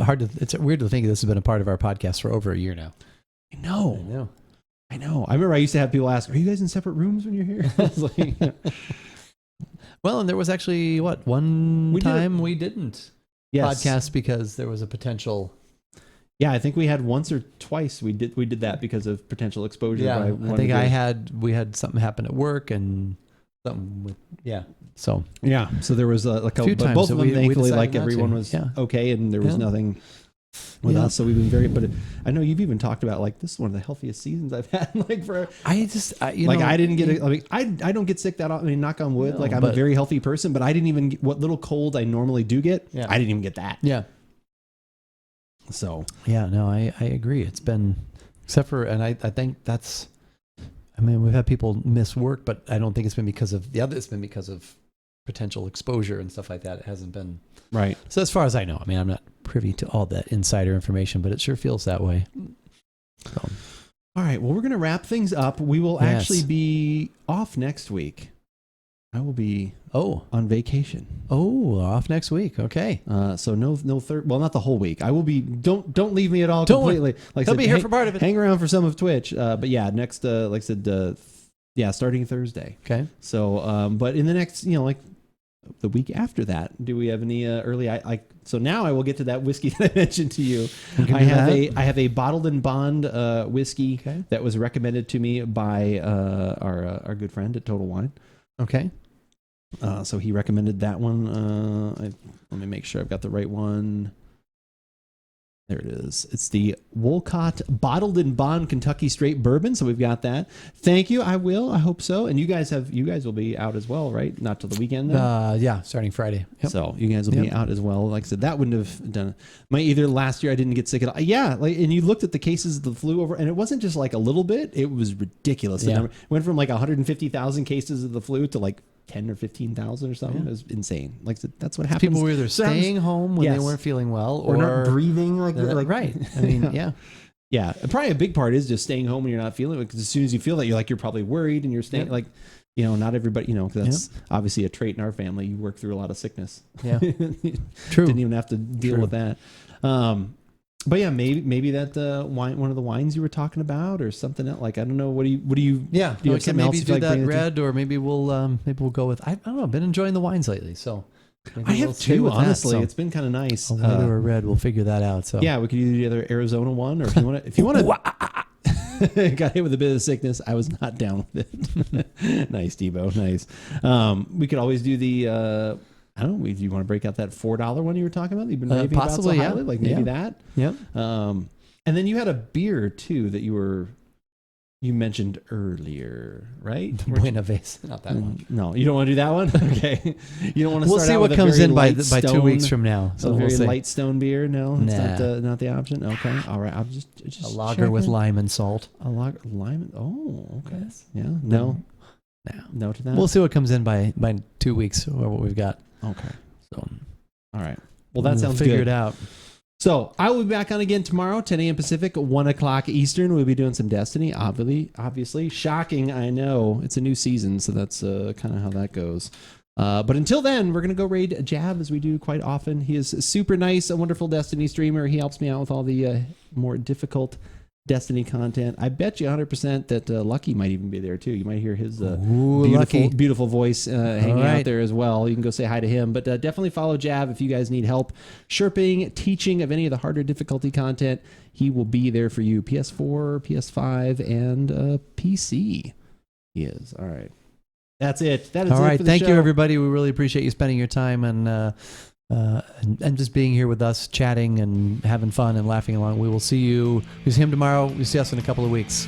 Good night, everybody. Good night, everyone.